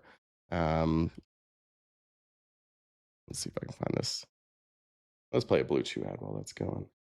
What's this? I don't remember what this is. You can do a Kegel experience. What you want to do, Lispy, is you want to pretend like you're stopping your pee. Okay, like you know how you can cut off your pee when you're peeing. Do that even when you're not peeing, and that'll strengthen the muscles there, and it'll stop you from having a quick finish. Tips from RTP. There you go. Texas leads the country with most data centers, 140, then Virginia with 136, and then it falls off. It's Georgia, Ohio, Arizona, Nevada, Indiana, Mississippi, Illinois, Iowa, Oregon, but a lot of red states. We got a problem because not only do these data centers require an insane amount of electricity, but in order to keep them cooled, they also require an insane amount of water. And spoiler, not a lot of water in Texas. This is your neighborhood, and then this is what's all around. And they constantly build it. And this is where they want to put the desalination plant. Yeah. Over to the right, down that street. That water is for the refineries and industry. It's not fair. Sorry, real quick, I forgot. Shane said, Josh Brooks, you are the entire problem. Sorry, Josh Brooks, whoever you are. It sounds like you're the problem. Godzilla God King said, paying my dues. Thanks for taking the mental fatigue for us getting all this news all nice and packaged like a Happy Meal. Happy to do it. Happy to be here with you guys every single day. 9:30 a.m. to 1 Pacific Standard Time, wherever you're watching today. And as a reminder, this is a little bit longer video. More Perfect Union does incredible work. If you can, to support More Perfect Union, go to their YouTube channel, subscribe. They take donations as well. They do incredible work. Their journalism is as good as anybody. And what I love about More Perfect Union is their focus on everyday working class people and the issues that actually affect us and not partisan like bickering. So shout out to More Perfect Union for consistently, one, helping us have a show, and two, for awesome journalism. Danielle said, if you owned a gay bar, what would you call it? It would be in Salt Lake City, and it'd be called More Men. I love that. I love that a lot. That's a great one. Let me think about that. Fair. This town with 500,000 residents is about to completely run out of water. Our main water sources, they are more than 90% empty, which is insane. Corpus Christi is running out of water, but how bad is it? Officials are warning that city could face a water emergency. Who's to blame? That question is at the center of this latest battle in Texas's water wars. On one side are residents who are being ordered to curtail their water usage as the city nears a water emergency. Your narratives are constantly changing. We're running out of water. No, we're not running out of water. Our narrative has never changed. And on the other side of the fight, giant oil, gas, and petrochemical companies wielding their power over local lawmakers. Are your members Ride the penis? That's my bar name. Thank you. willing to shut down operations if there is a severe emergency that's declared? Well, they never want to shut down operations. I came to Corpus Christi during a critical time as city council, state, and federal lawmakers have to figure out how to navigate their way out of this urgent crisis. We don't matter to them. All we are is just a location. We're a pot of gold that they want. Looks more like a pot of mud. I'm at City Hall right now for a city council meeting that's about to start. Rug tugs? Nice, Brother Nickel. Where angry residents are coming here today to make their voices heard that they don't want industry to be taking their water, and they want to know what lawmakers are willing to do to stop it. We want a city council that works for our community as it's meant to be. With the city facing down a water supply emergency. Josh, we're talking about water shortages now, and to all the MAGA in the chat, we're talking about water shortages in Texas right now, so I need you to stay on topic. Mods, happy Friday. I love you guys so much. No rules today, okay? Do whatever the fuck you want. If people are annoying you by not staying on topic, be liberal with that mute button. That's fine. Let's not ban people, but do your thing, mods. I love you so much. See, city officials are weighing their options. You're welcome, Josh. Like big industry I love you, buddy. Solid wind because greed causes people to simply not care about what they're doing to water and to the people of Corpus Christi. Let's rewind a bit. How did we get here? More than 60% of Texas is currently in a severe drought or worse. But Corpus Christi's crisis is unique. More than 60% of the city's water supply is consumed by big industrial water customers. Oil, gas, and petrochemical companies, guzzling tens of millions of gallons every day, billions of gallons every year. Do you see these sources literally drying up? Oh, yes. Yes, everybody. Raise your hand. Actually, just if you live in a state that currently is in a drought, will you just, in the chat, write the name of your state? Obviously, I'm in Arizona. We're in a drought. From Utah, drought. Just write the name of your state in the chat if you are in a state currently dealing with a drought. Because it's just shrinking and shrinking. We have to do a better job at relaying these messages, the implications. Or province. Sorry to my Canadian friends. Lifelong resident Mona Lytle says big industry's water use is driving people out of her neighborhood. This way they can make us go away and disappear and say it was because of a need of water. But how can you say that when you constantly give an industry first deal of water? There's an area called Industry Road. Have you seen that? No. Oh, it's 20-some miles like of industry. I can take you there. This is Industry Road. She points to the refinery's cooling towers, where a majority of the city's water supply ends up. See everything coming out? That's the dragon. That's the dragon smoke. Mona toured us around the Hillcrest neighborhood, a historically black community where she grew up, that sits on the shores of Port Corpus Christi. She told me residents had been all but erased from the inner harbor, with homes and entire streets bought out to make way for big oil, gas, and petrochemical plants. All these spaces. We call this late stage, end stage capitalism. And all of the rewards from decades of indoctrination of trickle-down economics are coming to fruition. If you noticed in the chat, every fucking state has a problem with water. And so what are we doing? We're relying on energy that needs to be cooled with water. We're upping the amount of data centers, which will take away from our water. Somebody mentioned earlier that it's El Nino as well, which means the droughts will get significantly worse. We've run away from renewable energy, which doesn't require cooling in the same way. And we are heavily investing in things like oil and fracking, all of which require lots and lots of water. At a time when water has never been more scarce, The oil companies and the capitalists who own the Republican Party are doubling down, just pretending none of this shit is happening. You guys need to wake the fuck up. We need nuclear energy. Don't say that. You might wind up missing. There seems to be a lot of proponents of nuclear energy who are disappearing recently. This is where we had property. We had property everywhere. And now it's just a few of us.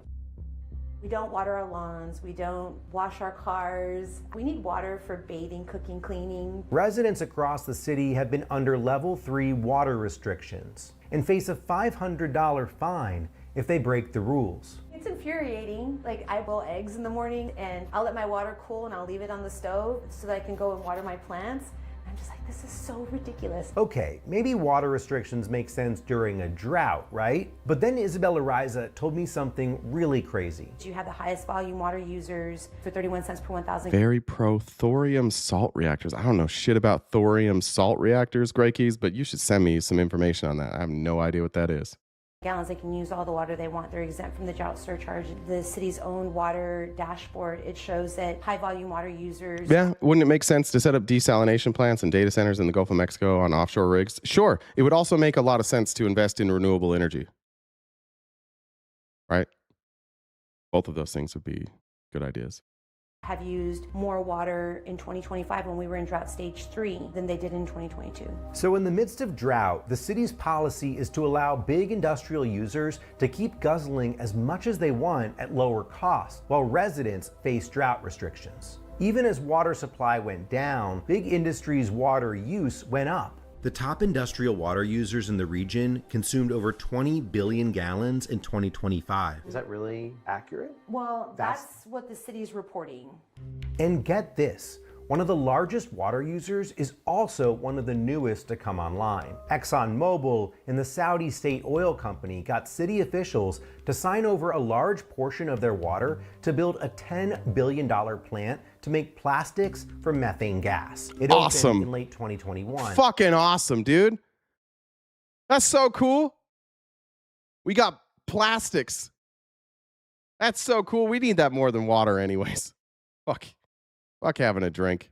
We got plastics. That's so cool. And another company, Steel Dynamics, also a big water user, opened around the same time. Collectively, these 6 corporations are some of the highest volume water users in Corpus Christi, using nearly 57 billion gallons of water in a 3-year period alone. Thanks, guys. We didn't want that water anyways. Over 3 times that of Corpus Christi's residential water users.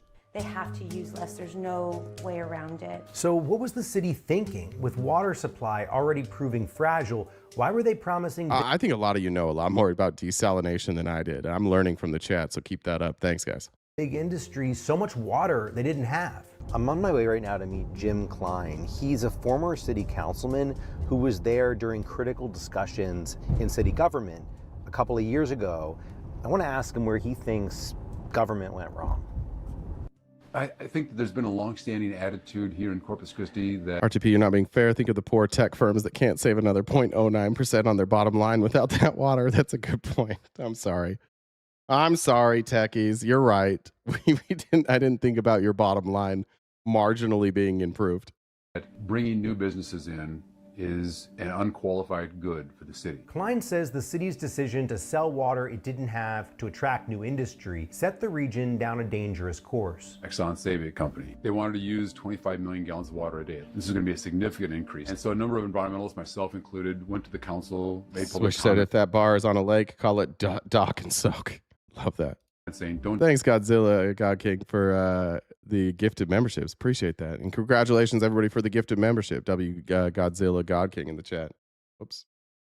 Do this. If you agree to this contract, you're going to sell off our cushion against a drought. And the city council voted 9-0 to do it anyway. Industry has been hoping city council would greenlight plans to build a water desalination plant in the Inner Harbor to keep supplies steady despite drought. But the plant also poses risks. They want to discharge the salty brine after you desalinate the water. We're concerned about... Thanks, Sully. And Jamar says, gay bar names, Down Low, Strokers, Docking Station, Rainbow, Glory Hole, and pronouns. Sully said, TikTok relief. You know what to do. I appreciate that, man. About increasing the salinity of the bay, killing off the plant animal life there. What got the Inner Harbor desal project off track is it just got so expensive. It started out at a couple $100 million, then it went to $750 million, and then as it grew to $1.2 billion. That's a big nut to swallow. The city council voted down plans for the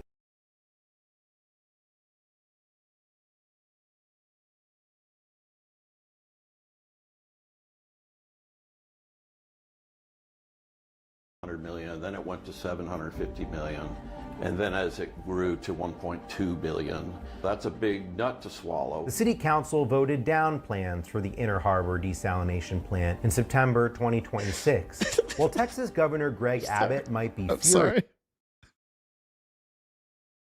I'm tired of you making us look like whiny little bitches. I'm tired of it. I would like if people looked at America and said, hey, these people are skeptical of their government.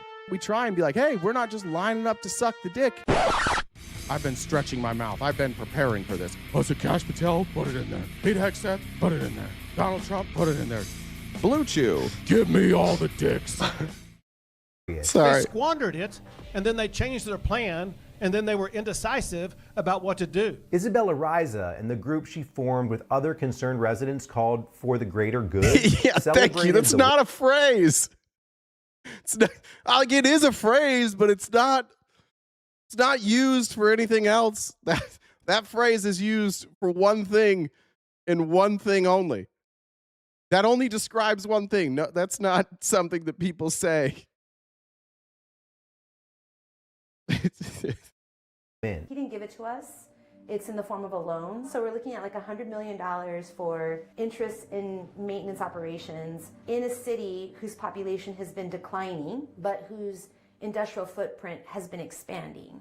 But the water emergency remains unresolved, and Ariza says the fight is far from over. We reached out to those large users and asked them if they could tell us the efforts that they're taking, if they could project their decrease in demand.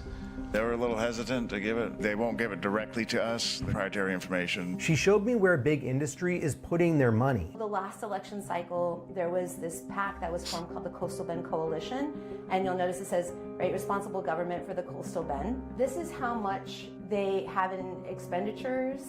This is for through 2024, so that was that election cycle. $250,000 to city council members. Yes. What they did is they even put together a list of candidates that they endorsed, and they flooded the different positions on the city council. I'm on my way to meet Roland Barrera right now. He's a city councilman, and he's one of the staunchest supporters of big industry. I want to see what he thinks about the crisis. We need to recognize our identity and understand that in order for us to retain that industry, we need to be competitive when it comes to water. Water is a commodity. That didn't mean anything. This is why I hate Paul. What did that mean? It just means we got to give them all our water. We're such cucks to massive corporations. Figure out something different. Sorry, some of these jobs will leave, so I guess fuck our citizens. Yeah. Barrera spoke. I recalled former councilman Jim Klein and said, "Last cranberry must be Republican. That's a big nut to swallow. Sorry, that's a big cock to fuck. Sorry, that's a huge ass to eat. Damn it." It's the exact opposite. Many times they refer to water as a commodity.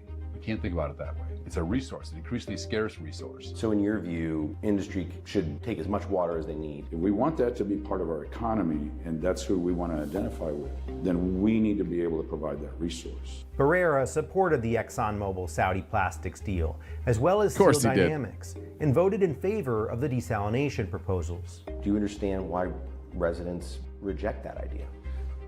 I do. I understand their concerns. Once again, what we have to recognize is we've got to solve this problem. We need to either decide, are we an industrial community or not? Even if a desalination plant... Not. Choose not if people are going to die. Not. That's what I would choose. It's approved and built. It wouldn't solve Corpus Christi's water shortage in the short term. It's going to be tough. It's going to be real tough. Civil engineer John Michael what's your is plan? working on groundwater projects. It's his fourth drought, but says this is the worst he's seen. I wake up in the middle of the night thinking about this problem. Almost every night. So this is your plan Choose not. Fuck. for emergency wells? We're drilling emergency wells along the Nueces River. The city is working to secure leases with private landowners to pull water. They believe Jesus won't ever allow a drought. Republicans prayed for water not too long ago. Yeah, holy fucking facts. As long as I was alive in Utah, every year there would be like the Mormon church leaders would be like, hey, we're in a drought again, so we're all going to fast and pray. So this coming Sunday, we're all going to fast and we're going to pray for water. And then it just like, it wouldn't rain. And it would be in like March. And then in November, we'd have a snowstorm and all the Mormons would be like, we did it. God really does answer prayers. It's like, yeah, maybe. Or maybe it's November in Utah. Maybe that's what happened. And it snowed because it's November in Utah. But I don't think that was God that did that. And then every year we just still had a drought. He wasn't listening. From their wells and add additional volume to the city's water supply. That's what this map is here, is a series of landowners. He says desalination should never have been the city's first step to address drought. It's going to be your most expensive water. That's why there's only 2 of them in the United States, one in Carlsbad and one in Tampa. We really should have been focused on groundwater to diversify our system over the last 20 years. I've been preaching that. It went unheard. We just didn't diversify with groundwater. As the drought... Seeking for Hope said, I've followed you for over 3 years now. You've taught this 63-year-old so much. Thank you for your hard work. I love you and Jen and our family here. I wish I could support more often. Enjoy your weekend. Thank you. 3 years. That's crazy. I've been doing this for more than 3 years now. That is wild. Thank you. I mean, you're one of the OGs. Thanks for being here. Thank you for that. Continues, Barrera believes big industry will adjust accordingly. If we don't meet demand, I'm confident that if industry recognizes that we need to curtail to ensure that citizens of Corpus Christi come first. Is that legally binding? Yeah, for sure. That's the one thing that capitalists always do is when they realize that the citizens of that city aren't doing well, they immediately stop being capitalists and take care of the citizens. For sure. That always happens. The fuck is this guy? This guy's just lined with cash. That is. When has that ever happened? Could somebody give me an example of a time when like a city was struggling and some corporations like, you know what, we're going to take a loss here? No. It's just that I know those folks. I know they're scrambling right now to be able to find other resources. Okay, so no legal enforcement, just relying on the goodwill of billion-dollar corporations that can't operate without massive quantities of water. Will that be enough? I went to see Bob Paulison, who heads up the industry group representing many of the big oil, gas, and plastic companies, to ask them directly what the companies themselves are willing to do. Hey, Bob. Do you think it's capitalism that's the problem? Yes. How low is my IQ, bud? I don't know. Can you explain? This isn't a capitalism problem? What's the problem here? These companies with big capital came in and they used that capital to buy the city council, who then gave them all the fucking water, and now the people don't have any water. Who should I be blaming here, if not for the capitalists? Again, I'm not anti-capitalism necessarily. I'm not a socialist, not a communist. That's a problem. There are problems with capitalism. There are problems with all of these systems. Don't be obsessed with defending capitalism. You can't tell me this isn't a problem with capitalism right here. What did they use for this influence? Capital, right? Corruption, capital. Yeah, they can go together. It's like capitalism is your mom. Don't talk about my capitalism like that. Relax. Dan, how you doing? Good. Nice to meet you. Nice to meet All you. Are your members willing to shut down operations if there You've been is following me for 370 years. Thank a you. severe emergency that's declared? Well, they never want to shut down operations. And they're going to extreme measures right now to figure out. There are many industries that took a loss in order to help the citizenship. It was back in France around 1789. It's become less and less popular now. How they continue to operate Even if this condition persists and we advance into a level 1 water emergency, these plants represent tens of billions, probably tens and tens of billions of dollars of investment. They're doing everything that they can. Oh, investment or capital? Capital investment? Oh, okay. But it's not capital. Guys, this isn't capitalism. It's not. To avoid shutting down. I mean, time is up. No, it's not up yet. The city manager just shared while we were here. The latest reports are that the problem is the politicians that take the bribes. True, from capitalists, though, right? They're kind of both in on it.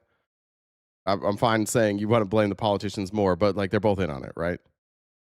In an absolute emergency. American Revolution Part 2, Electric Boogaloo.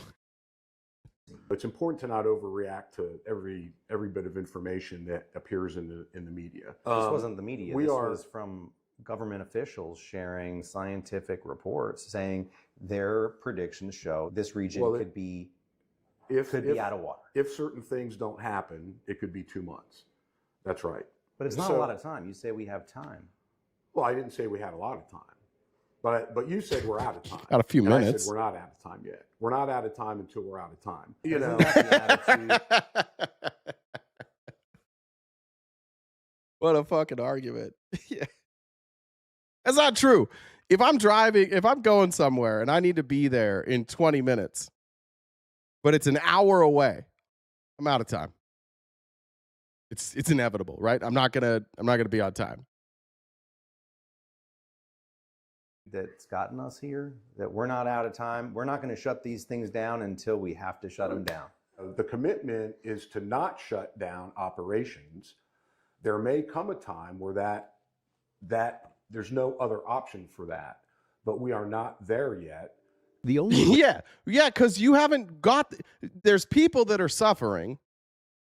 The reservoirs are 90% drained. You're like, well, we do still have water. We will have to shut down production if there's literally no water. Yeah, yeah. Could we maybe stop it before Armageddon? That'd be all right. Way to force industry to curtail its water use is if the city manager declares a level 1 water emergency. So I went to meet the man himself. It's a good point, Stacey. Thank God we don't need water to survive.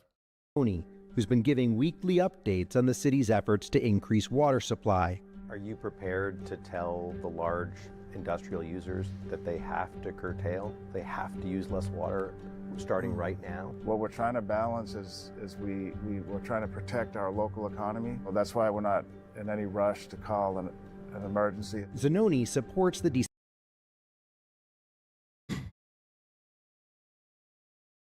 This is like every financial collapse we have. It's like our current AI bubble. And this is the problem. We don't want to destabilize our local economy by telling them the truth. So that's why we haven't called for any significant changes yet. Because we don't want to disrupt our local economy. Yeah, but like when it all collapses, it's gonna suck. Maybe you just don't wait till it collapses. How about that? Desalination projects and sees it as a necessary part of the solution to the crisis, along with expanding groundwater projects and other initiatives. We need financial help. I don't think the local ratepayers can afford to pay for water, even for ourselves, given the cost for water today. No, it's not that we don't want people to be able to Yeah, why is the work. cost for water so expensive? Drill, baby, drill. We don't do renewable energy. This is so easy. And it's so easy for these oil people. All they have to do is they give politicians a bunch of money. And then they're like, when you go out there and talk to your constituents, just tell them that renewable energy is a scam. And they're really fucking stupid. So they'll just believe it. And so you just have Republicans all over the country. The Green New Deal. Renewable energy is a total scam. And then we just slow walk ourselves to death. And honestly, think about what the capitalists are looking at here. Think about what these oil companies are looking at here. How could this not be such a problem for them? What could happen that would make water more accessible? Less people using it, right? So you think they give a fuck if a bunch of people die? You think they give a flying fuck if a bunch of people... No, that's great for them. Terrific. RTP, how are you, my brother to my south? I'm good, Bill. Thank you. But we need water to live, right? And the fact that we live in a country that is supposed to be great, and that you have some of the richest corporations that are outside our city limits, and here we are with crumbling infrastructure and libraries. Our schools are underfunded. Like, but the oil companies are making a lot of money, so pretty good. That's directly because what industry wants, industry gets from our elected officials, and that needs to change. Arise's community group and others are pushing for a fair water amendment on the November 2026 ballot to end big industry's drought exemption, arguing it's unfair for industrial users to pay such low rates while residents face strict water restrictions. I want to say that we're going to win. We just haven't won yet. This is like such a beautiful place, and we don't even value it. So I just imagine if we actually invested in it the way that we invest in industry. Is that real? Is Dan Bilzerian really running against Randy Fine in the Florida 6th? How the fuck are we in a world where Dan Bilzerian's the better candidate? That's correct. I don't know what he's running on, but I'm sure that he's a better candidate than Randy Fine. That's crazy. Is that real? Alter Ego. What did you? Oh, thank you for the gifted memberships. Is that real? Dan Bilzerian versus Randy Fine. Jesus Christ. Yeah, I guess I'm Team Bilzerian. Industry? Oh man, what could this place be? So that's why I do it. We are citizens of Corpus Christi, Texas. We are here to survive, to live, to be happy. We are still here, and we're gonna fight. Why should we have to give up what we have? City officials continue to plan for a level 1 water emergency, while the state has responded by approving additional groundwater discharge from the western well field into the Nueces River. More permanent fixes remain elusive as the region faces a choice between big oil and gas and the petrochemical industry and residents. We're going to keep following this story. If you have any tips for us, please reach out at stories@perfectunion.us and continue to follow our reporting in the months to come. All right. Shout out More Perfect Union. They are honestly the best and going global. That's right. All right. I think I actually have. This might be a time. I think I have something on Randy Fine today. I don't remember if I added it to the outline. There is something to talk about with Randy Fine. Oh, yeah, here it is. He was on Tim Pool. So shout out whoever that was that brought up Randy Fine. He was on Tim Pool. And Randy, if you don't know who Randy Fine is, Randy Fine's the one that like big news. He was I don't remember. He was like a state legislator, and he was just incredibly racist to like Muslim people at town halls. And he's like, I can do whatever I want. Everything to Randy Fine, like any criticism of the state of Israel is just anti-Semitism. And Tim Pool brought him on. I think Tim Pool's just like, hey, I gotta throw off the scent here, so I'm gonna bring on legitimately the biggest Zionist on earth, so I don't look like such a apathetic, closeted Zionist. And he brought on Randy Fine for this beautiful conversation. I thought I had it pulled up. Big news from CNBC. Trump says Israel-Lebanon ceasefire extended by 3 weeks. Of course, we also have the, I believe it was the interdiction of the of a vessel trying to break the blockade in the Strait of Hormuz. Right now, a big component of politics is specifically about the war with Iran and U.S. involvement with Israel.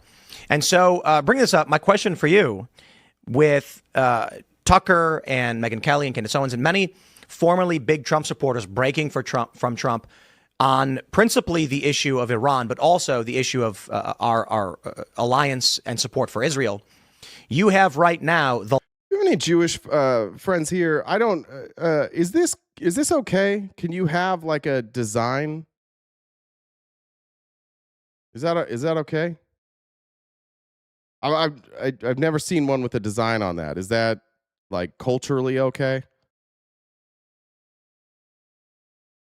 Or is this just Randy Fine being like a prick? Because he's a prick. But is there any like rules on the needs a propeller? Jesus. I think it's the U.S. flag. I think.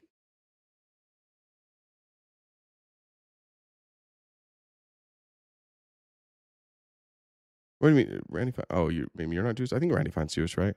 Yeah, but can you do that?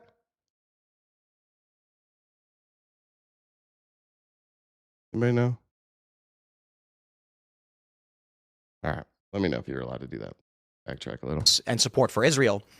You have right now the left and elements of the right unified in just hating Israel.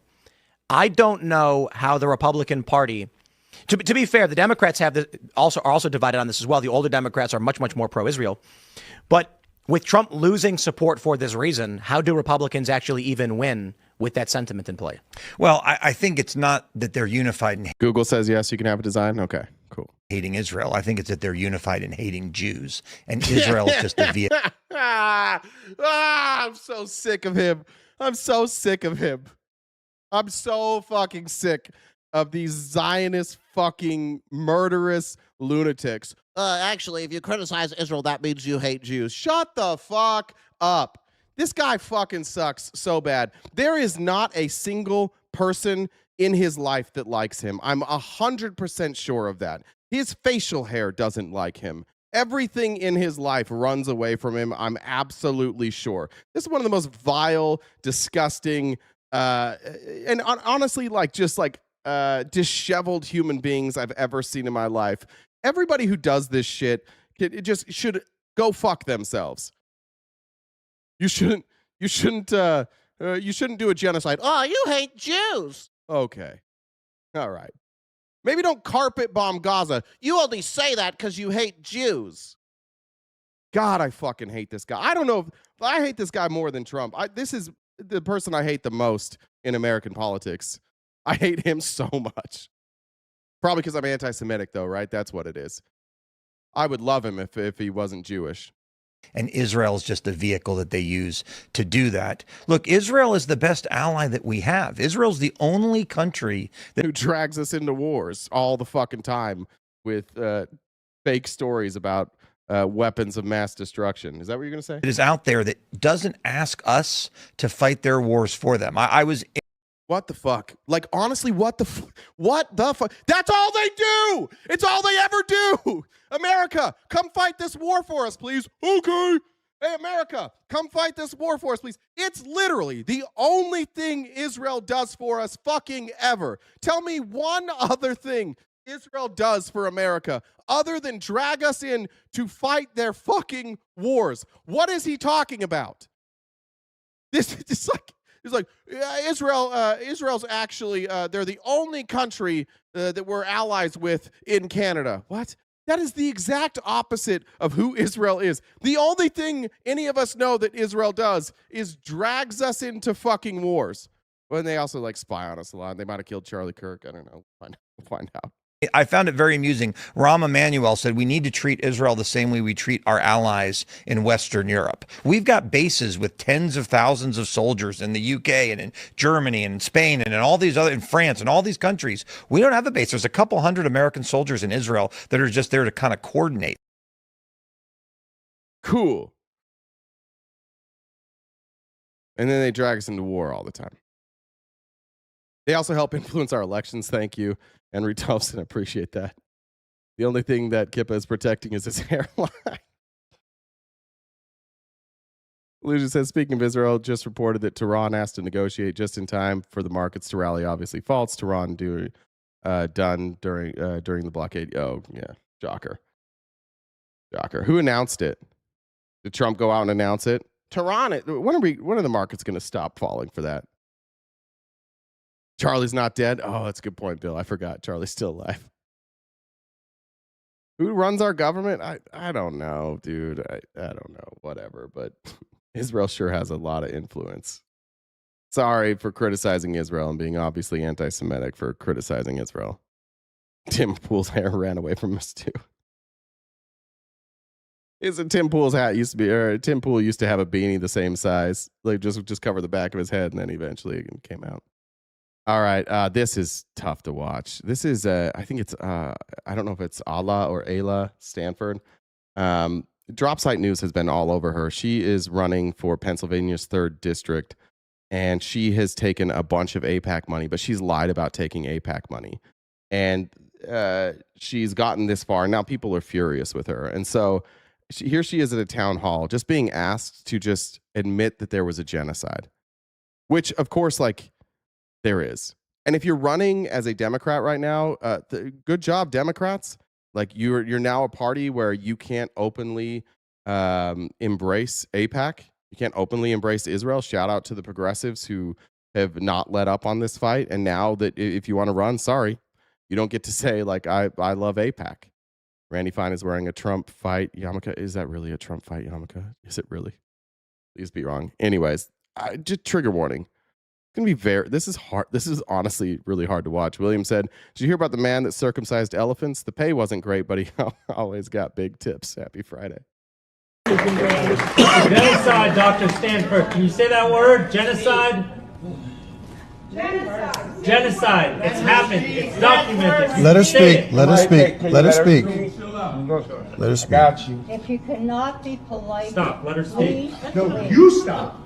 Relax. No, I can't relax when this lady comes back and asks about the genocide. It's not your forum. It's everybody's forum. That's right. So let's let everyone hear her answer. That's why she's here. We're going to let the candidates answer the questions. I understand people have concerns. We're all neighbors. I know half of us vote here. I know. I understand, everyone. Let's just chill out. I hear everyone. Doctor. All right. Again, trigger warning. You're about to watch the most uncomfortable silence you've ever seen in your life. Again, they're just asking her to acknowledge a genocide. That's it. Just acknowledge it.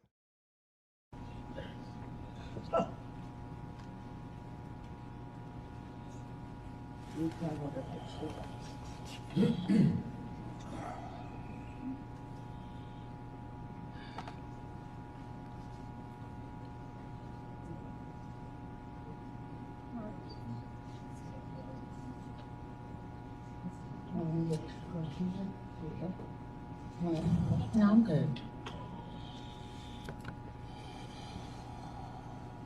I am a private citizen.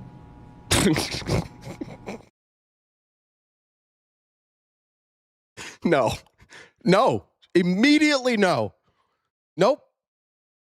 Not even close. Not even fucking close. Again, can you admit that there was a genocide? Not even close. It gets worse. Who in March of 2020 was sitting on my couch, comfortably sheltering in place. I had no obligation, Pause. So pregnant, she owes us all child support. Responsibility to do the thing. I had no infrastructure. I didn't have the backing of the city, state, or federal government. I had a drive to use the gift God gave me and try to save a life. It was dangerous. People dragged my name.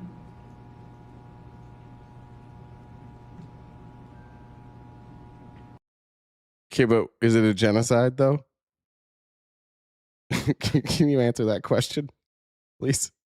I'm standing here because I believe. Ma'am, this is a Wendy's. I don't know what AIPAC has on her, but holy fucking Christ, what is this? That what I can offer the citizens of Philadelphia is real. It's not contrived. I haven't been trying to get it since I was in diapers. I don't owe anybody anything. Everything that I ever wanted, God gave me, and I busted my ass. It sounds like AIPAC also gave you a lot. Maybe, unless you're saying that was from God too. I don't know. Asked for everything. So did you hear that lady? So is she going to answer the question? Can you just talk about the genocide, please, ma'am? This is, what did I say? Pennsylvania 3rd District. Even question my loyalty, my love for humanity. I can say genocide if you'd like me to say it. Please. It's harmful. I just did, love. I just did. I could say the word genocide. Well, I didn't say it. I did. Yeah, that's not what we meant. That's not what we meant, ma'am. Committed a genocide in Palestine. Come on, let her speak. I feel like I Get out of need the way. I'm to. watching the candidate. Get out of the way. Could you be respectful for her? I'm talking to you. Just be respectful for her, okay? I am someone who took an oath to first do no harm. So when I made the statement I made, it was because for those who have been Steve Bannon wins the disheveled award. That's true. All right, you're a right. victim of a genocide, whose families are still You keep on using that word. I do not think it means what you think it means. suffering. It's hurtful to them. For Israelis who have been accused of committing it, it's hurtful for them. That's the worst answer you could come up with. It really hurts the people committing the genocide when you say that they committed a genocide. That's why we never talk about the Nazis committing a genocide. Guys, this is really hurtful to the people who committed a genocide. I swear to God, this is real. What do you do with this? I am not, excuse me. Listen, I respectfully. Oh, never mind. Sorry, she said it respectfully. I have only given. All I have ever done is to give. It's selfless. And I apologize if I hurt you. And I apologize. He just wants you to say if you think it was a genocide. Could you just say it was a genocide? If I hurt you. Just a reminder, the U.S. gave Iran its first nuclear reactor. Thank you. Good reminder. But just know that it came from a place of not wanting to hurt anyone. And that is sincere.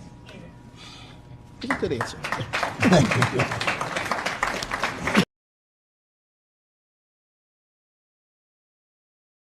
How'd it go? Her name is I don't know how to say it. It's ALA Stanford. How do you say her name?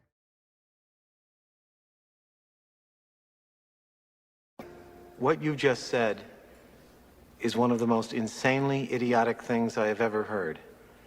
At no point in your rambling, incoherent response were you even close to anything that could be considered a rational thought. Everyone in this room is now dumber for having listened to it. I award you no points, and may God have mercy on your soul. Yeah. And now people are saying, no, I don't trust you, Patrick. I think it's Ayla. Patrick, you fucker. Any thoughts on the Southern Poverty Law Center being investigated for funding white extremist groups? Yes, I can read. We covered it yesterday. It's mark my words, and it won't matter to you. It's going nowhere. That indictment is trash. I can't figure out what crime they allegedly even committed. It looks like they were trying to infiltrate hate groups. But if you're a dipshit and you believe people like Todd Blanche and Donald Trump, then of course today you are going with that narrative as if that is a real thing that happened. Thank you for asking. Okay, let me. What do we got? We got about an hour left. Okay, I got that. I don't know. Yeah, we'll see if we make it the full hour. Just hour left. Gift goal is almost wiped out. Thank you guys so much. Just a reminder, we are crowdfunded, and Jen's not here to do announcements, so I'm going to do my best. If you can help us knock out that gift goal by the end of the live, that'd be greatly appreciated. PayPal, Venmo, Cash App, and Super Chats. There we go. That's the way that you do it. Let's move on. I want to get to some congressional stuff here. Sorry, I moved ahead. All right. This was good. Sheldon Whitehouse yesterday. So I want to talk a little bit.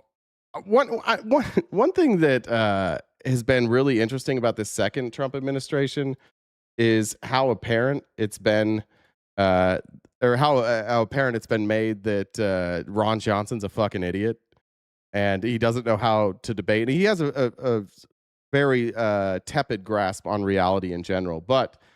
Again, all you have to do as a Republican is say things like green new scam and renewable energy is a scam. But Sheldon Whitehouse brought receipts. And this administration choosing to abandon renewable energy and then go to war with Iran, both are contributing to your rising prices. And he's going to bring receipts here, and he's going to use props too, which is cool for MAGA. He's going to do some math, but he's going to use stacks of sticky notes to show you what he's talking about here. But this was probably the best explanation I've ever seen somebody put together of why canceling renewable energy the way that this administration has is so harmful, both economically and to our environment. About deficits and debt, because when I chaired this committee and I had hearings into what climate-driven extreme weather portends for insurance, mortgage, and real estate markets, my Republican friends came here constantly to say, oh, but the debt, oh, but the debt, oh, but the debt. But if you take a look at where things are going, in Trump's first term, they added $8 trillion to the debt. See, Josh Brooks Josh did it for us. See, he just did it. I told them they were going to do it. Just tell them, and they'll just repeat it. It's not harmful. Man-made climate change is a lie. Yeah, cool, dude. Keep watching. And the recent billionaires bill, this one right here, is north of $4 trillion, $5.5 trillion if made permanent. And the role of this committee in making things worse, not better, on the debt is part of the problem. The tax scam bill, as we refer to it on our side, that the Republicans put through for their rich friends in the first Trump administration was $2 trillion of that, and that had to come through this committee to get to reconciliation, to be able to push those rich people's tax cuts. Josh, you're confusing temperatures rising with climate change. You don't even know what climate change means. Stop talking. Listen. We may need to mute you, Josh, so you can learn something. Shut the fuck up and learn something for a second, okay?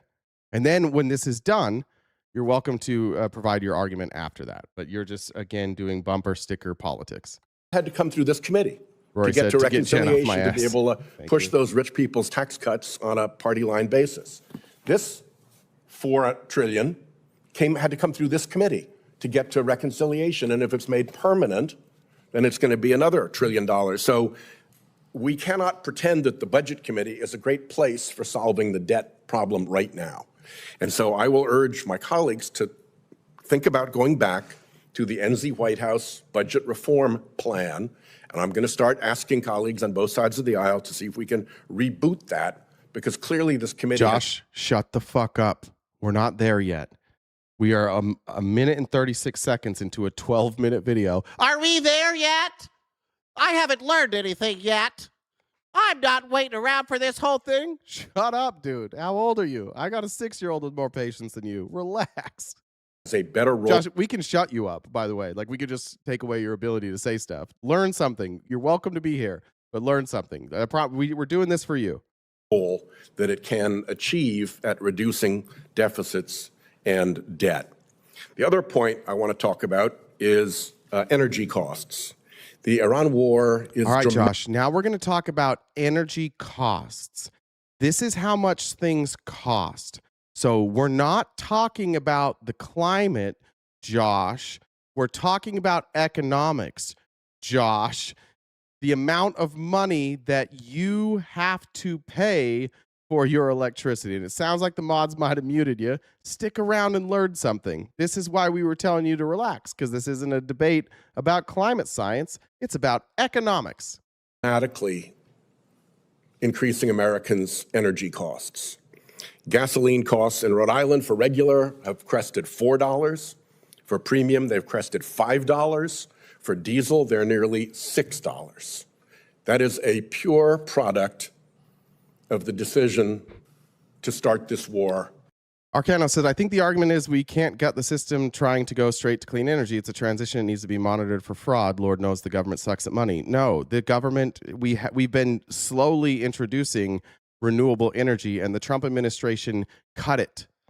They went backwards because the oil companies paid them to, and he's going to expose why this happened.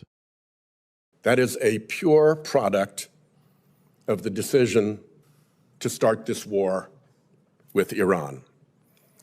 Move to electricity costs, which is a really important part of family budgets. Electricity costs are going up. And Mr. Vogt, I will contend that they're going up thanks to Trump administration policies on purpose. And I'll explain to you why I say that. Because the Trump administration, like the Republican Party, like the front groups you've worked for. Okay, gotcha, Arcanos. You were just, I see what you're saying. You're just adding your input. Gotcha. Past is more or less entirely funded by the fossil fuel industry. So now it's payback time. And the way that payback is being done is to suppress clean energy on the grid. And what happens when you suppress inexpensive clean energy on the grid? I'll give you a little example. If you want to know that clean energy is inexpensive, just go to your grid operator and ask them what the generation stack looks like. And what they will tell you is that they deploy clean energy first because it's less expensive. Grids run less expensive power first, irrespective of how it's fueled. And they run clean energy first because it's less expensive. Then, on top of that, they've got fossil fuel energy. So I looked at this when he's talking about like the energy stack. I checked this out. So I have SRP, which is the biggest energy company in Arizona. And you can look this up. If you want to figure out if he's lying here, everybody can do this with us. Go to Google or Alta Vista, DuckDuckGo, wherever, and just type in your power company and then look up the merit order. And it will show you which energy they use first. And obviously they're going to use the cheapest first. So at SRP, it's solar, wind, and hydro first. And then the most expensive is gas. What he's saying here is true, and you can look this up. And what happens... You're going to ask Jeeves? Good. At any given level of demand, let's say this, if you have taken the clean energy out of the grid, now for that same level of demand, you're running way more fossil fuel energy. And what you've done is you've taken units at the top that wouldn't be running, units above my finger, let's say that's where the demand is, units above my finger that would not be running, now they run. They run because the clean energy isn't there. And when they run, they set the price for the grid.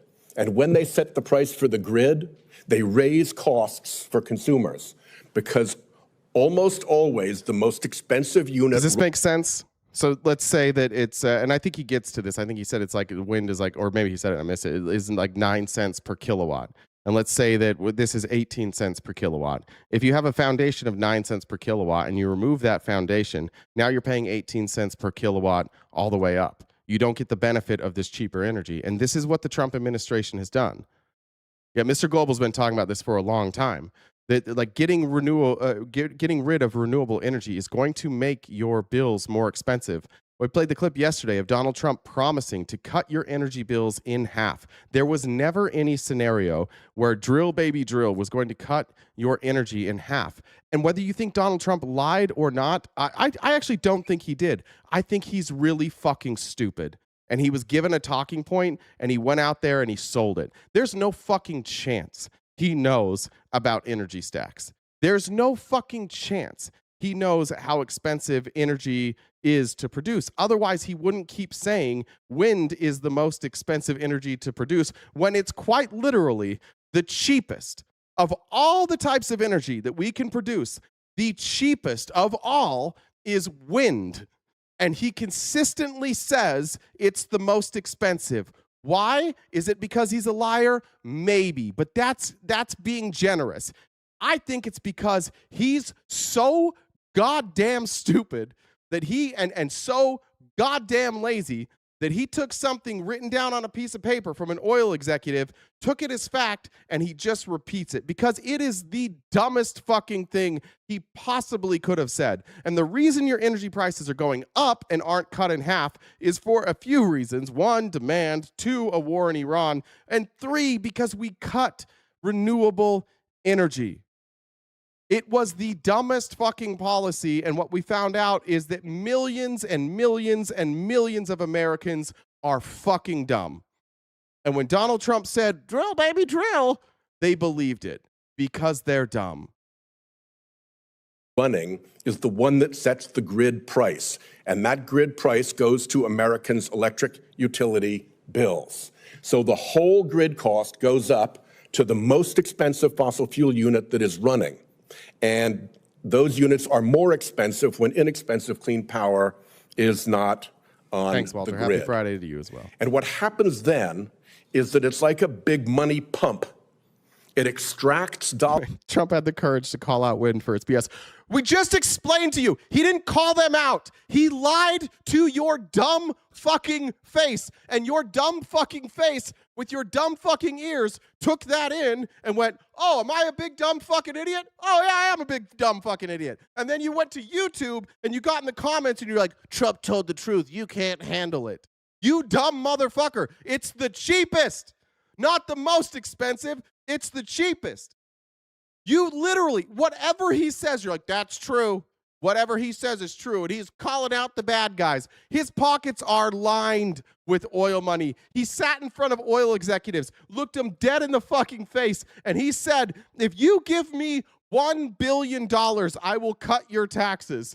And it's a recording. You can see it. And you're like, yeah, he's the thing about Trump is he can't be bought. You know why the wind companies didn't do that? Because they don't have any fucking money. Because you don't make that much money from renewable energy. So there's no big renewable energy companies that can match what big oil is doing. So he just lied to you, and your dumbass was like, oh, if Trump says it, it must be true. Dollars from family budgets by the billions in higher electric utility costs. And it pumps those you're being sarcastic? I'm sorry. I do that sometimes. My bad. I did that. I do that sometimes. Everybody forgive me. He was joking. My bad, dog. I hope you accept my apology. Dollars to the fossil fuel industry, to your administrations, to Trump's big All right, Ryan, tell me about donors. this field. Is wind more expensive to generate than oil? Natural gas? Let's use natural gas. What's more expensive? I don't know what -S means. I have no fucking clue what that means. I'm 40 years old. I'm not cool. I don't know what any of that means. Tell me about the facts then. What fact are we getting wrong here? You work in the field? Correct us.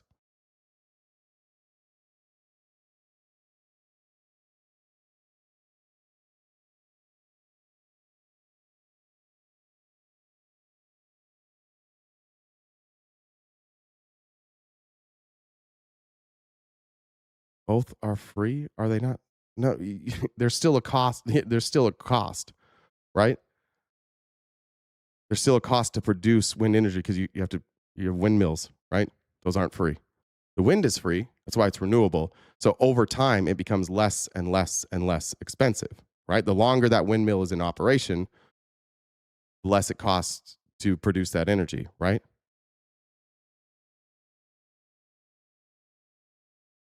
Solar panels are good for 10 years, then they lose their efficiency. Yeah, you have to replace shit. I don't know if that's still true with solar panels. I've had mine for 10 years. They're still working pretty well. Yet the wind is free, but the windmill is not free, right? Want to correct any other parts of that? Yes, if you factor in the manufacturing, maintenance, and labor, then wind is still the cheapest. That's how they're getting that. Because obviously the wind blows. It doesn't cost anything. So how could you have 9 cents per kilowatt if the wind is free? You're obviously adding in the labor and the manufacturing.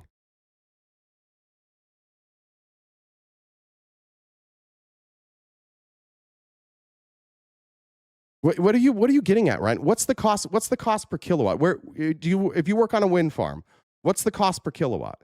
And compare the cost per kilowatt. Just give me those numbers then, since you're in the industry, and we'll play the video. Give me the cost per kilowatt to generate for wind, and then give me the cost per kilowatt for natural gas, because that's what we're arguing, is that the cost per kilowatt for wind is cheaper. Just give me the numbers. They make up all that added money that goes to the units that would not otherwise be running because they're too expensive to run, because this administration has suppressed clean energy. And if you want a specific Rhode Island example, let me give you this one. We operate in an 18-cent per kilowatt hour grid. The Trump administration tried to stop offshore wind projects that offered 9-cent per kilowatt hour power. In an 18-cent per kilowatt hour average grid, when you add a lot of 9-cent kilowatt hour. Ryan, Jesus fucking Christ. He cut subsidies for wind farms. Donald Trump is cutting subsidies for wind and solar.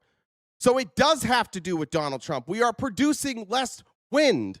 He cut subsidies to produce cheaper energy. This is the argument. The argument is he chose to give subsidies and rely on the most expensive energy being LNG, right? And he cut the subsidies and the production for wind and for solar. Nobody thinks Donald Trump makes the wind blow or determines the price. We're talking about his energy policy and where they put investment and where they give subsidies and tax breaks. Come on, man. If you're in the industry, you're better than that. Our power, you do not have to be much of a mathematician to know that that will bring down average costs. Zuckerberg's looking at Camp Verde to build a data center? Jesus. I didn't know that, Leslie. And yet the Trump administration stopped work on those projects, put union people out of work illegally. They've all been thrown out in court. It wasn't me in support of baby MAGA voice. To drive costs up for consumers so that Why does it need to be subsidized if it's good tech? Why don't people just buy it on the private market? Why does oil need to be subsidized? Why do billionaires need to be subsidized? Why does Jeff Bezos need to be subsidized? Because the reason that you have to subsidize solar and wind is because you don't get profits. You don't get massive profits from that. Private capitalists, they want to invest in oil. There's not huge profits there, so the government subsidizes it, and it's also good business by the government. You subsidize a grid, and you try and get as much renewable energy into the grid as you possibly can, which drives down your kilowatt per hour cost. That's what the government does. It invests in infrastructure. How the fuck do you think you get power right now? How the fuck do you think your lights are on right now? You don't think the government subsidized that? You don't think they built out that infrastructure? You don't think that they're giving out subsidies to the power company that you get your power from? This is the thing, you have to apply your logic broadly. This is why conservatives drive me fucking nuts. Just think about the things that you're saying right now. Well, we can't have good things because if it was good, then we wouldn't subsidize it. Okay, sure. But then why are we subsidizing things that are more expensive? Why subsidize oil? Added consumer expenditure went into the pockets of the natural gas industry. I just clap and they come on. Oh, my bad. Fault when clean and inexpensive power is not available. Subsidies cost the consumers. Right. So if you subsidize cheaper energy, it costs less. But if you subsidize more expensive energy, it costs more. Either way, it's going to cost the consumer. So should the consumer pay more or less? Let's choose less. Let's cost the consumer the least amount possible. And by the way, it doesn't cost the consumer more. It costs the taxpayer more. Right? Because if the subsidy is coming from the government, the company isn't recouping that cost and charging you. It comes out of the taxpayer money. It's not actually like the consumer, it's the taxpayer. Thank you. So I don't recall this level of outrage when gasoline Hey, Jesus saves, suck my ass. I'll say whatever I want. Only an ignorant clown. I cuss. prices nationwide average. Oh, this is the part I love now, Ron Johnson, after all of this. Now listen to Ron Johnson. When clean and inexpensive power is not available. Thank you. So I don't recall this level of outrage when gasoline prices nationwide averaged $5 a gallon in June of 2022 because of the... You guys weren't mad before. You missed the whole point there, dude. It's not a level of outrage because of gas prices. It's a level of outrage because gas prices are high and you're doing the opposite of what's effective. I've never seen a more arrogant dipshit in my fucking life.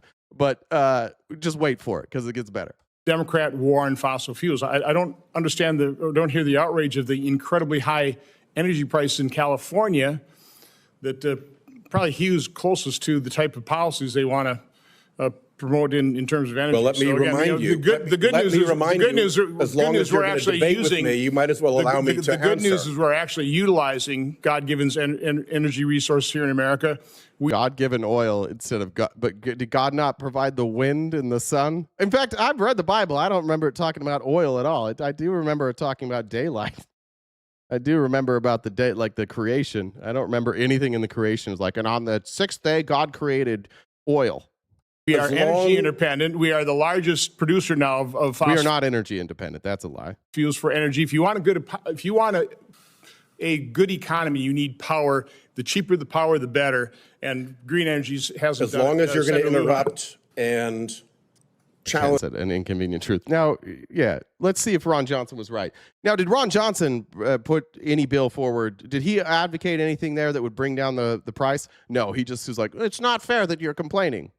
What I have said, I at least deserve the courtesy to reply, and I will tell you that there was considerable outrage when fossil fuel prices soared in the past. And in fact, I wrote an excess profits clawback bill because the fossil fuel industry took the biggest profits in world history, taking advantage of the Ukraine war to raise prices on American consumers, even for $1 of gas that never went anywhere near Ukraine. Hey, listen, you're Democrat. Yeah. So he actually did. He was outraged, and he wrote a bill. And I bet Ron Johnson voted against that bill because his oil baron overlords were like, don't vote for this. And now listen to Ron Johnson's comeback here. For $1 of gas that never went anywhere near Ukraine. Hey, listen, your Democrat policy has failed, but Senator Lujan. Mr. Chairman, They're bad. Cool. How are you that smug? You just got dusted, bud. The last time you put some diesel in your truck or your tractor, but go talk to the farmers back at home that are just trying to mill back there. It's $5.50 a gallon, man. If it's $5.50 a gallon, it's awful for anyone, anytime, any year. And any of us that were quiet when it was high before, shame on all of us. But this is ridiculous, and it's hurting people and it's breaking people. So I'm certainly hopeful that we all will do something about it. Get rid of Jesus saves and heals, amen. Jesus saves and heals, amen. Goeth and fucketh thyself. We're bored of you already. Just ban them. I don't need Jesus freaks in here. All right. Go to the next one.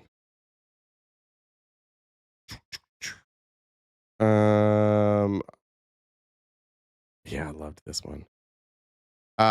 Trump's top trade policy advisor, Jameson Greer, had a bad day, and it's not his fault. He's just dumb, and he got put in a position that he's not equipped for.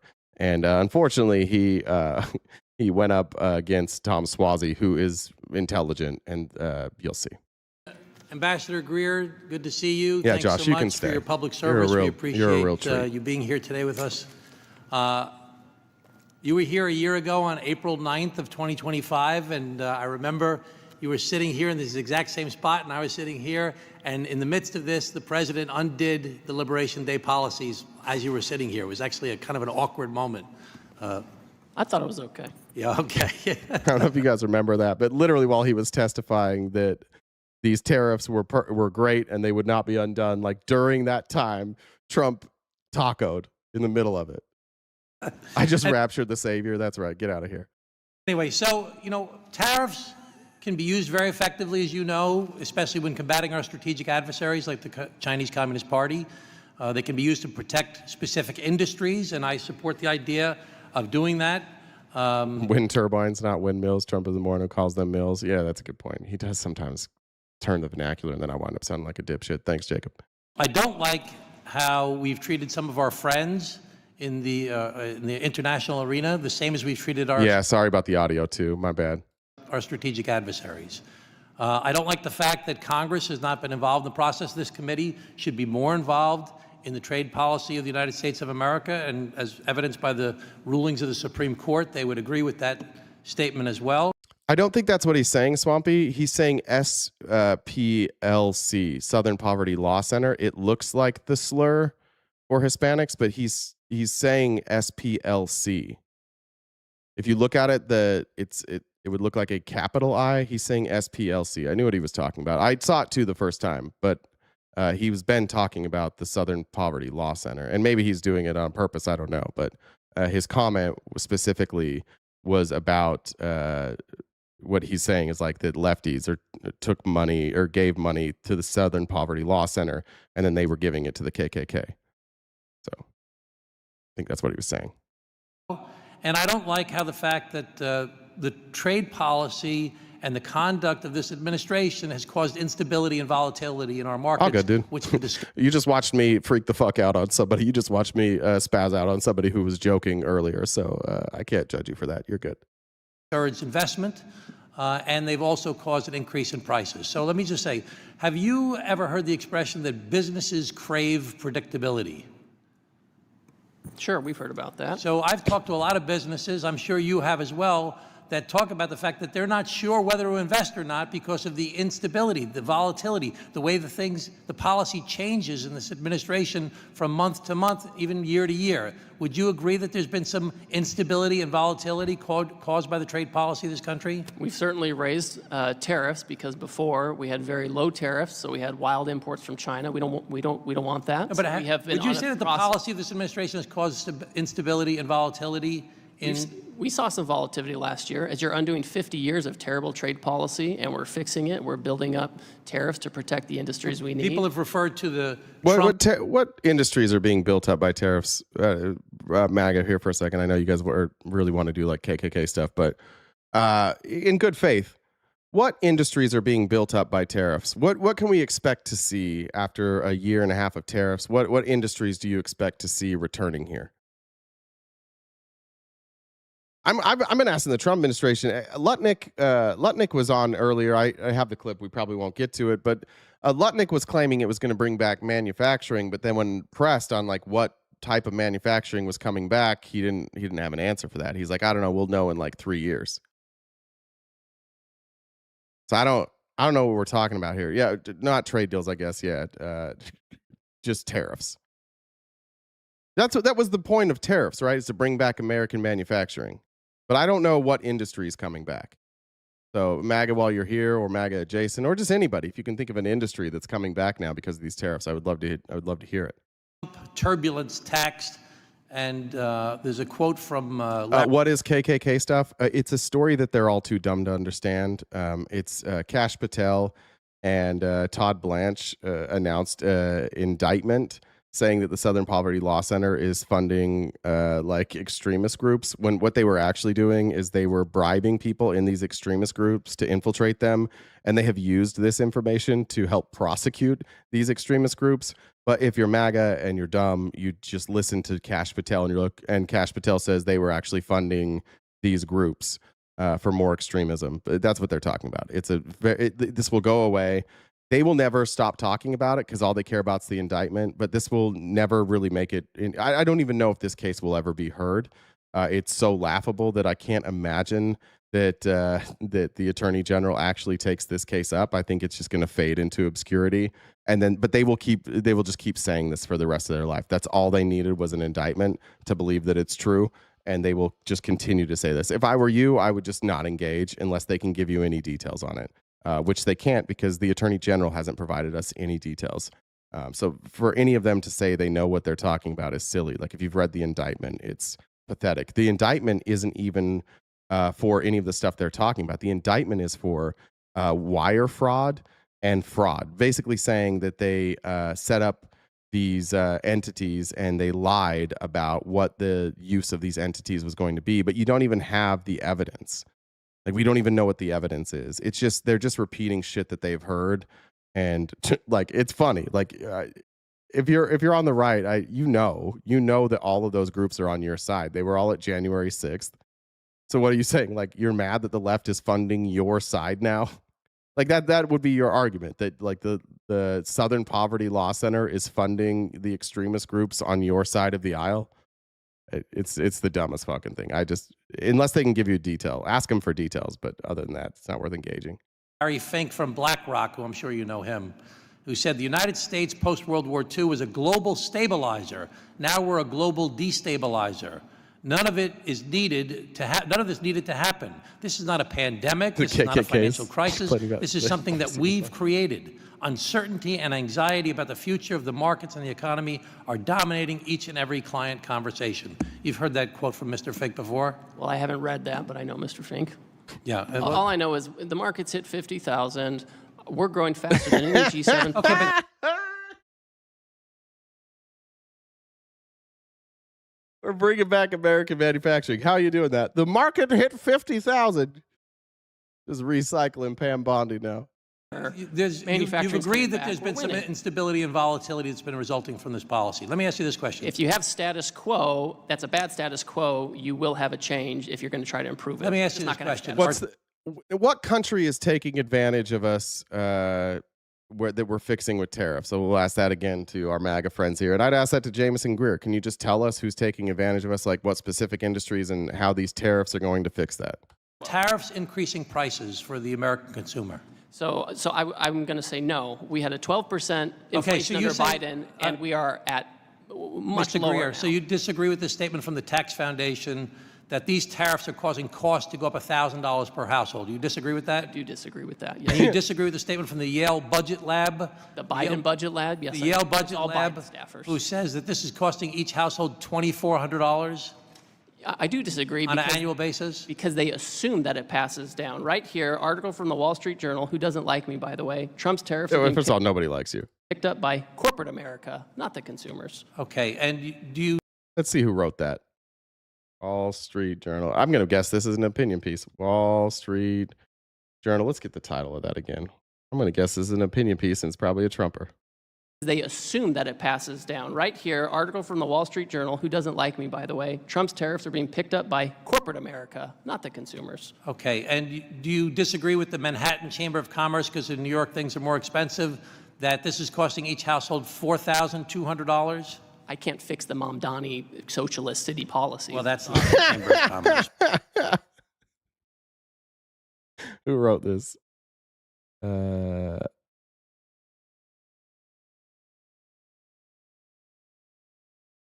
That's a podcast there. Give me the author here.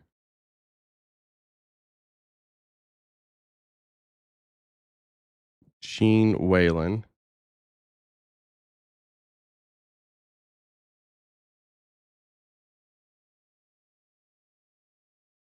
Let's see. I'm reading this article. What are they? U.S. has collected, and this was from July 24th, 22. This is like 2 months after the tariffs, and it said the U.S. collected an additional $55 billion in tariffs this year. Corporate America has largely shouldered the bill. President Trump's new levies, which would push the country's tariffs to their highest level in decades, are typically paid by importers when goods reach U.S. ports. So there's little mystery about who makes that first payment. It's often a manufacturer, a logistics, or customs broker, or in some cases, a retailer itself. This is just saying that they pay it first. Yeah, that article. It just says that that's what it says. It's often a manufacturer, a logistics or customs broker, or in some cases, a retailer itself that ordered the shipment. Oh, sorry, it was up here.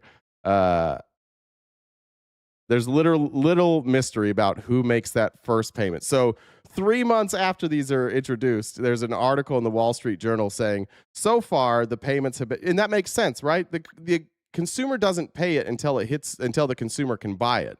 The consumer doesn't buy it from the port. The company who imports it picks it up from the port or from the airport where they pay the tariff. All that article says is that the first person to pay the tariff is the importer. It has nothing to do with whether or not those costs are being passed along to the consumer. And that is what Jameson Greer, dipshit McGee decided to cite. Again, let's just go back. Like, these are all think tanks. These are all like economists saying that as we've analyzed the tariffs, the tariffs have passed through from the corporation to the consumer and prices have gone up. And Jameson Greer brought a headline that said the importer pays it. Brilliant. On an annual basis? Because they assume that it passes down. Right here, article from the Wall Street Journal, who doesn't like me, by the way. Trump's tariffs are being picked up by corporate America, not the consumers. Okay, and do you disagree with the Manhattan Chamber of Commerce, because in New York things So when are they going to raise the price of things if tariffs have been? They have been raising the price of things. Now keep listening. Did you not hear? The Yale Budget Lab says it cost Americans $2,500 extra. Prices have been going up. Are you unaware that prices in this country have been going up? Or did you not know that? Did you think prices? Are you just listening to Trump when he says prices have been going down? expensive, that this is costing each household $4,200? I can't fix the Mamdani socialist city policy. Well, that's not the Chamber of Commerce. Mamdani has been in office since the beginning of the year. He would have he has nothing to do with tariffs. But okay, all right. That's very clever. Okay, and how about from Moody's? We're going to starve this year and talking about tariffs. What do you think we eat, brother? You don't think we're tariffing food? We had tariffs on bananas, on coffee. The price of food is going up because of tariffs too. The price of everything is going up because of tariffs, because we have a global economy, and dipshit dumb fuck, our president, just slapped blanket tariffs on everything because he doesn't understand any of it, and he's too fucking lazy. So he's just like, what if we just put tariffs on everybody? And all your prices went up, and you're like, he's doing so good. Investments. Mentioned the fertilizer shortage. Yeah, those prices are going up. Thanks, tariffs again. Services. They say that these tariffs are raising inflation and the cost of living. Do you disagree with that? I do disagree. These are the people who want offshoring, Mr. Schwartz. Did inflation go up? Yes. Did cost of living go up? Yes. How would inflation and cost of living go up? If the prices go up, cool. Did tariffs cause prices to go up? Yep. Jameson Greer, I disagree with that. Disagree with the fact that Moody's also says this reduces jobs and reduces the strength of our economy. Nice. We are the strongest economy in the G7. So and our unemployment is going up. Our economy is not doing well. The fact that we might be doing better than others doesn't make that an incorrect statement. Disagree with Neil Bradley from the U.S. Chamber of Commerce, who says that these tariffs have caused significant cost increases. So I will say that for some things that is true, because if we're getting subsidized stuff from China and we're trying to create a market price for intermediate goods, it could it's not just China; it's all price. kinds of different goods. And there's a lot of you talked about. I think you called them the Biden budget lab or something like that. Yeah, but cutting you can't count federal jobs. Yeah, you can. That's how you count unemployment. Staffers. You count the jobs.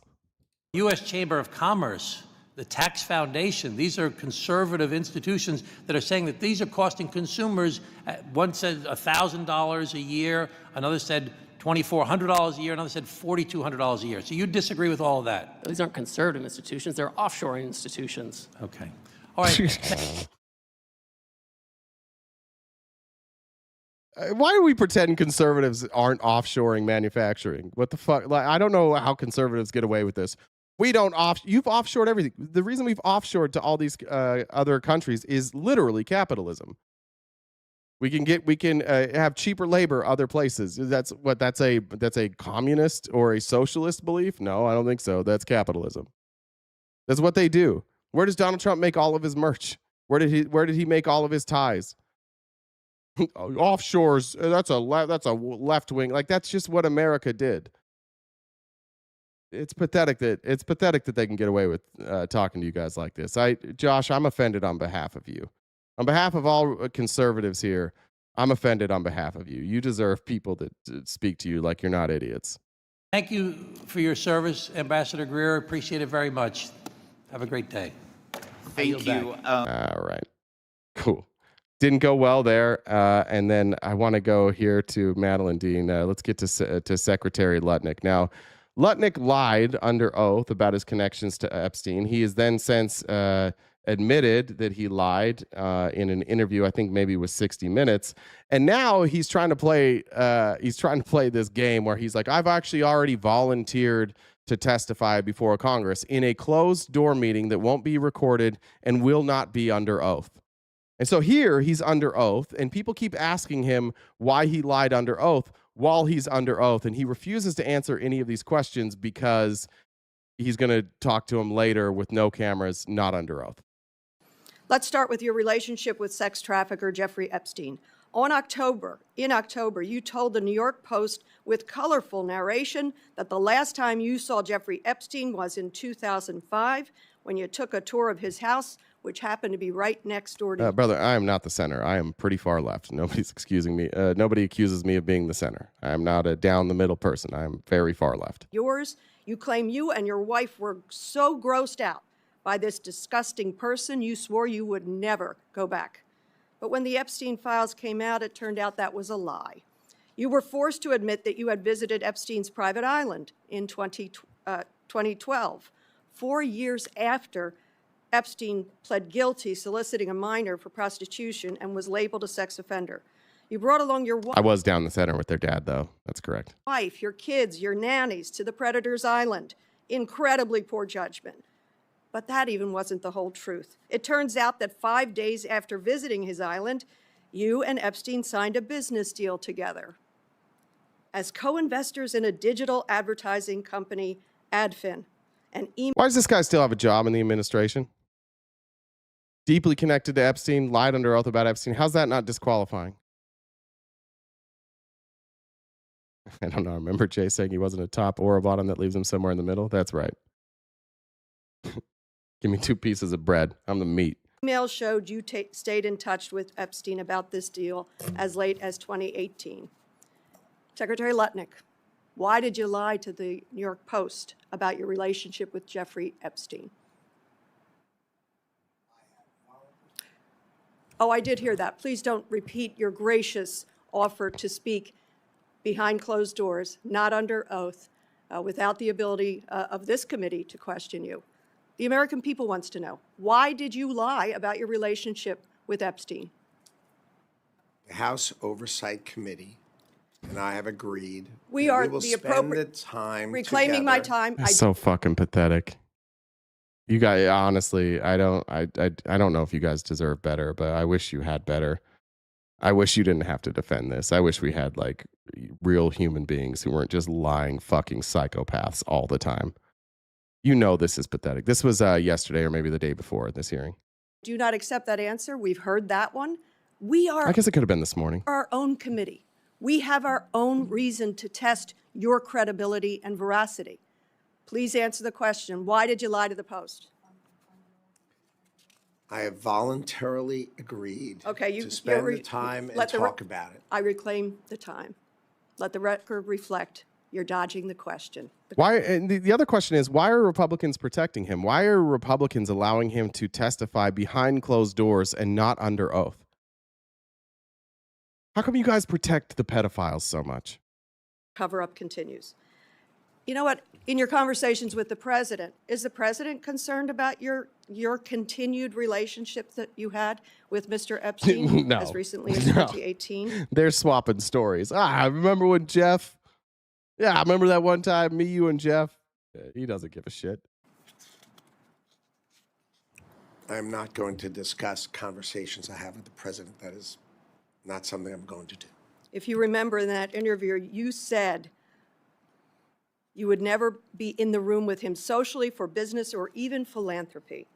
President Trump has just fired 3 cabinet secretaries, 3 women, Kristi Noem, Pam Bondi, Lori Chavez-DeRemer.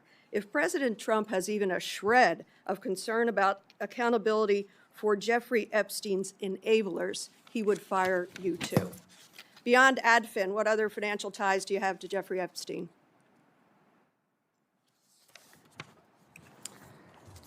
As I said, I'm going to answer all these Beyond What a Adfin, bitch.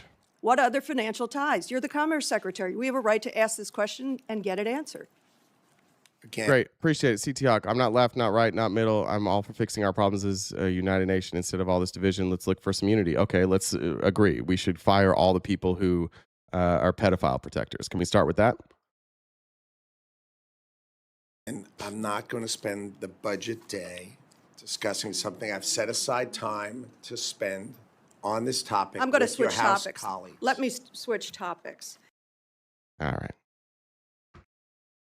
That's Josh. That's pathetic, right? Right, Josh? I've really enjoyed your attitude today, but can we agree that's pathetic? It would collapse because every single Democrat was involved. Cool. Then let's have it collapse. Cool. And then they'll resign to avoid being expelled. Cool. Let's have them all. Let's have the whole thing collapse. I could give a flying fuck if every Democrat was involved. We don't care. Now what? So if you can get rid of all the Democrats, why are you guys not supporting it then? Because the Democrats have all voted to release it. 100% of them. So why do you think that Republicans are trying not to release all these files? If it's going to get rid of the Democrats, isn't that what they would? Isn't that what you would want?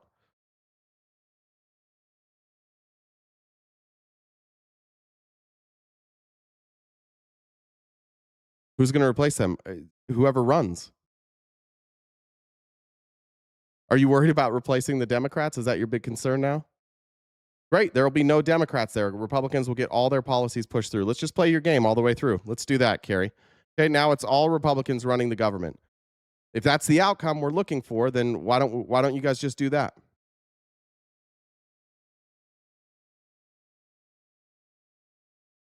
Stay with me here, Carrie. Why is Trump refusing to release them? Why is he threatening people not to release them? If it's going to get rid of all the Dems. Don't run, Carrie. Need you to stay here. Remember, your own party says it was him. That fight to release the Epstein files came directly from President Trump. And I know a lot of people have a hard time with that, but that is the truth. He fought the hardest to stop these files from being released. It's not. So when he threatened everybody who voted for the release of the Epstein files, that wasn't him fighting against it? Who is refusing to release it then, Carrie? If it's not Trump, who is it? Can you tell me?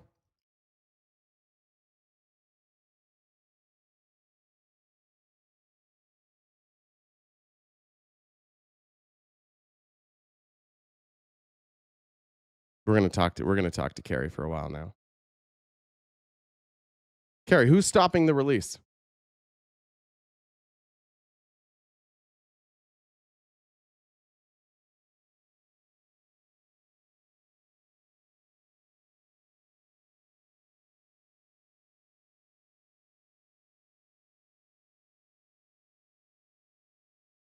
Nothing?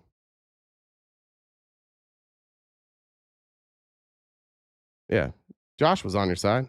I think you guys all know. I think you all know goddamn well who's blocking. Like, who else could block it? He runs the executive branch.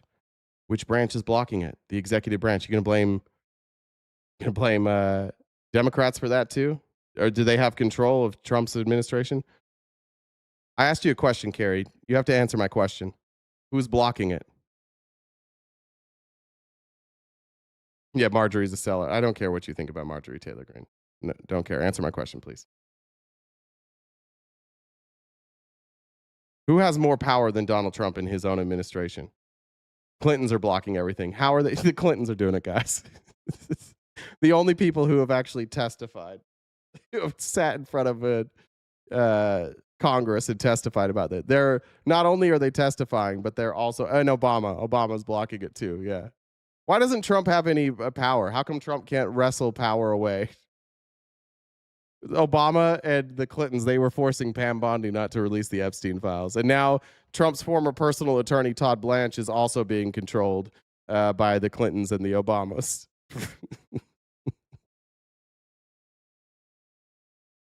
For sure, dude. For sure. That's what's happening. All right. I think Carrie, go take a nap.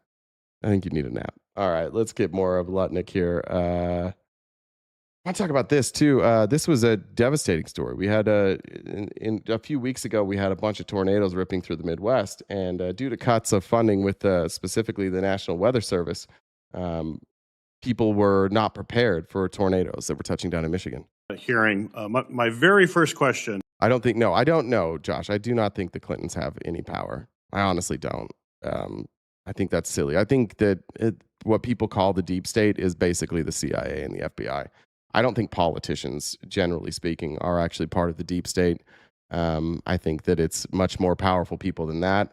And I think that it's mostly the military, the CIA, and the FBI, and then places like Israel and Russia. But no, I don't think it's the politicians. For you at that hearing was about staffing cuts at the National Weather Service and how I was concerned about the direction of the agency and basically its continued ability to protect public safety, which is a primary focus of what they do. So I'm frustrated that today I have to ask you once again about the very same topic. As you may know, on March 6th, a severe storm devastated southwestern Michigan. Sorry, real quick, about 20 minutes left. I'll update that gift goal if you guys want to help us knock that out by the end of the live. That'd be greatly appreciated. And then I won't see you until Monday. So we can all cry together at the end of the live and Then we'll reconvene on Monday. It claimed the lives of 4 people. This fatal storm produced 4 separate tornadoes, one of which was the strongest tornado to hit Michigan in nearly 50 years. And yet, there was not even a tornado watch issued, that the conditions could lead to a tornado. We expect watches come about fairly often. No watch in this situation beforehand. But even more damning than the fact that there was not even a watch to alert citizens to be prepared and to have some situational awareness, the Weather Service failed to issue a tornado warning until a full 5 minutes after the first tornado touchdown. And by the time that the warning actually happened, it had already torn through a home in Niles, Michigan, and unfortunately, a 12-year-old boy was killed as a result of that tornado before the warning even went up. So this was a serious failure on the part of the Weather Service, but we must work together. Thanks, Joel. To make sure that it doesn't happen now. I think that's the least that we can do in the wake of this tragedy. So my first question to you is, in common, is I really want to get to the bottom of how this happened in the first place. In an attempt to do that, I reached out to the Weather Service, Director Graham, on March 13th, requesting in writing answers to a number of questions regarding the incident and hope that we could get that answer within 30 days. 30 days have come and gone. So my first question to you is, given that you oversee the Weather Service, will you work with me to get a written response to these questions as soon as possible? The weather event was an attack. we're doing state of fear shit now. I like that. When there is loss of life, it is terrible, and there's no other way to say it. But thanks, Howard. I will not allow the National Weather Service to be politicized. There was now, by the way, soft ass bitch here, but the way that this is actually handled here by Gary Peters is really impressive. Because Lutnik does what everybody tries to do and says, like, I'm not going to take accountability because this is politicized. And Peters, God bless him, I don't know much about Peters, but he does a really good job of handling Lutnik, who clearly is struggling, clearly is low energy because of the Epstein stuff. This is actually just really good human interaction by Peters. A warning. Whoever told you there was not a warning has given you a bad fact. And there was, of course, a warning. We are the National Weather Service 24/7. We do not have staffing issues. We are 24/7 across this great nation because the job of the National Weather Service is to protect the safety of America. Tornadoes are very, very difficult. They are horrible. They don't get much warning. It is very... Yeah, what if thank God they didn't cut any funding. Oh, wait, they did. Becky said, thank you, Jane, Jen, for all you do. Appreciate that. Difficult, right? So, the question, there was a warning. I mentioned there was a warning. It was 5 minutes after the tornado hit and after a young man, or a boy, rather, was killed. There was no watch. But my question to you is, we want written answer. I want to get to the bottom of this. I'm about facts. I think you're about facts. I've always had those kinds of conversations. I'm just trying to get facts here. I'm not trying to politicize. This is something that we need to figure out. If there were problems or some oversight or whatever it may be, I don't know what it is. I don't want to speculate until I get facts. Will you get us those answers? That's all I ask. It's a very simple question. If I could get answers to the questions we're posed. If we both agree it's non-politicized, let's just get to the bottom of it. All right, fine. If we could both agree it's not political, now we can talk truth. Let's get to the bottom of it. Let's do it together. Right. I'd be happy to do it with you and your staff and get together so that we can be better. There's nothing we can do about the past. We can be better. The National Weather Service is here to protect and defend us. So will we get those answers? To do that. That's so well done by Gary Peters right there. I mean, it's not as fun to watch, but that was just really well done by Gary Peters. I appreciated that. Hey, Howdy, I see what you're saying about political, but like Peters isn't being political here. He's like, hey, 5 minutes after the tornado touched, like, we should have a warning. How can a tornado be on the ground and we don't get a warning until 5 minutes later? Like, this is the United States of America. We should have warning before it touches the ground. But even when it touches the ground, maybe a warning right then. 5 minutes after? Was that the one that was the Cat 5 act? I think so. All right. Now it's not quite as good. This is the last one, and then we'll get out of here. Rosa DeLauro just exposes this administration for their incoherent tariff policy. And whatever you think about this administration, support them or not, the tariff policy is incoherent. It has not accomplished anything that they said it was going to accomplish. It has cost the American taxpayer billions and billions of dollars in taxes, and now the government is going to have to refund that back. It hasn't brought back manufacturing. It hasn't lowered prices. It has been a catastrophic failure that there is no data to support any other conclusion. Mr. Laura?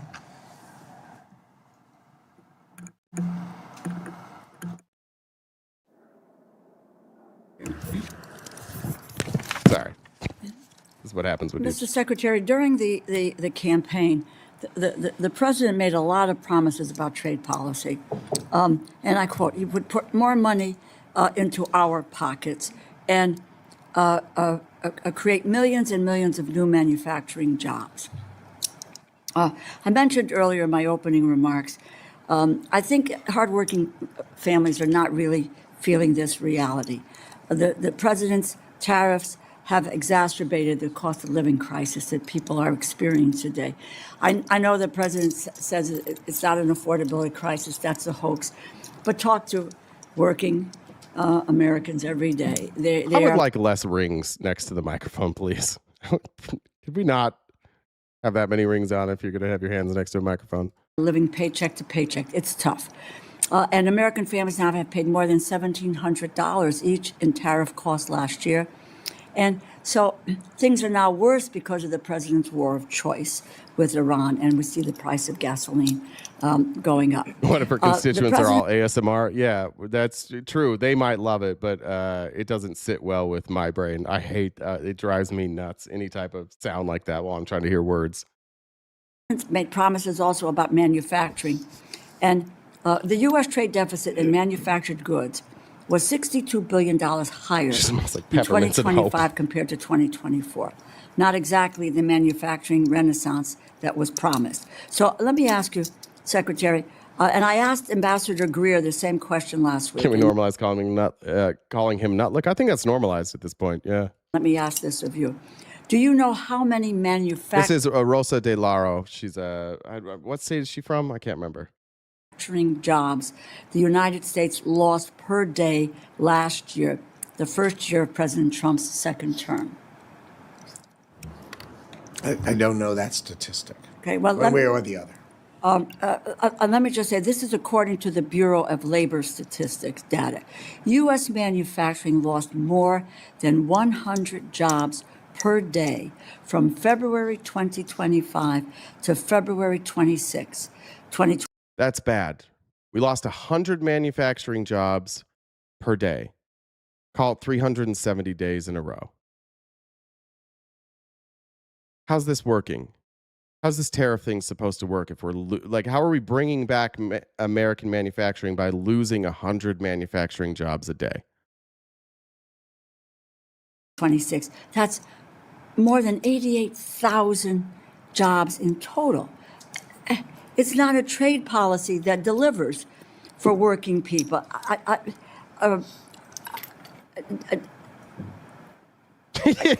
think she's all of us. Like, what the fuck? Can you explain this, please? We not calculate the number of jobs lost, and what do we think about that?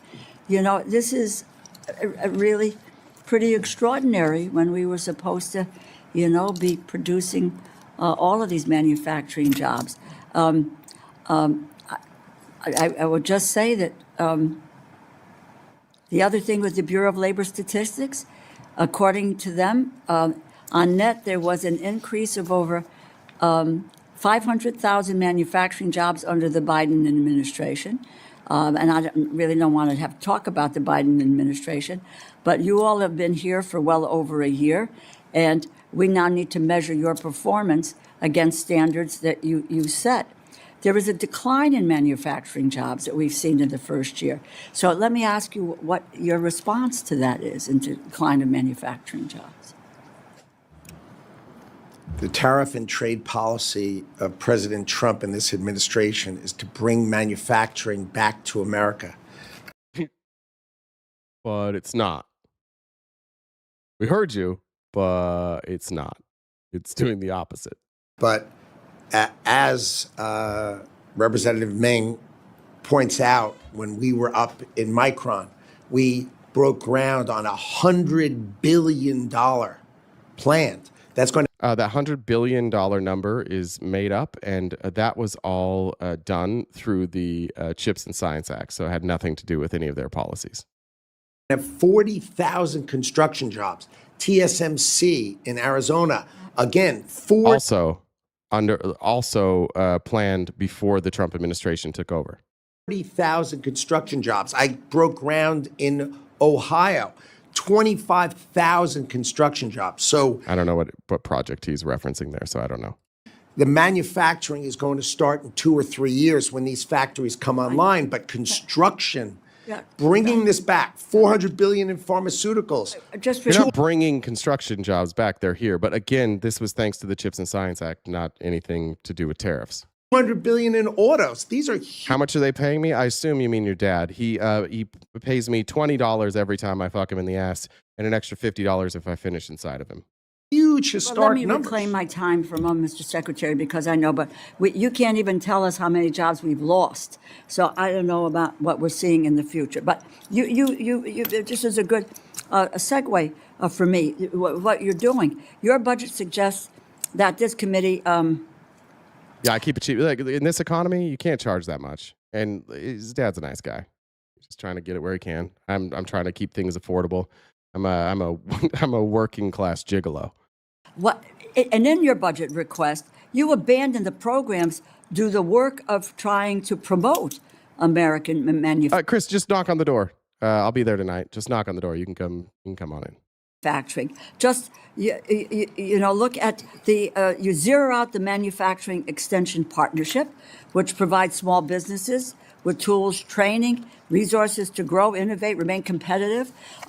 You also you eliminate the Economic Development Administration grants, supporting workforce development, innovation, entrepreneurship.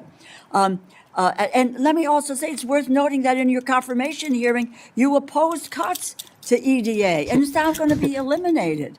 Shut up, Josh. Shut up. Don't, Josh. You're now you're going to wear out your welcome. Don't do it. You've got the International Trade Administration, the Global Markets Program. How do you propose that small businesses to survive and thrive if you're not going to give them the tools that they need to be able to perform, to support development, to support workforce development?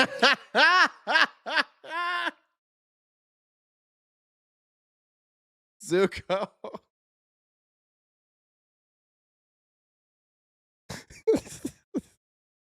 I'm sorry. I got distracted.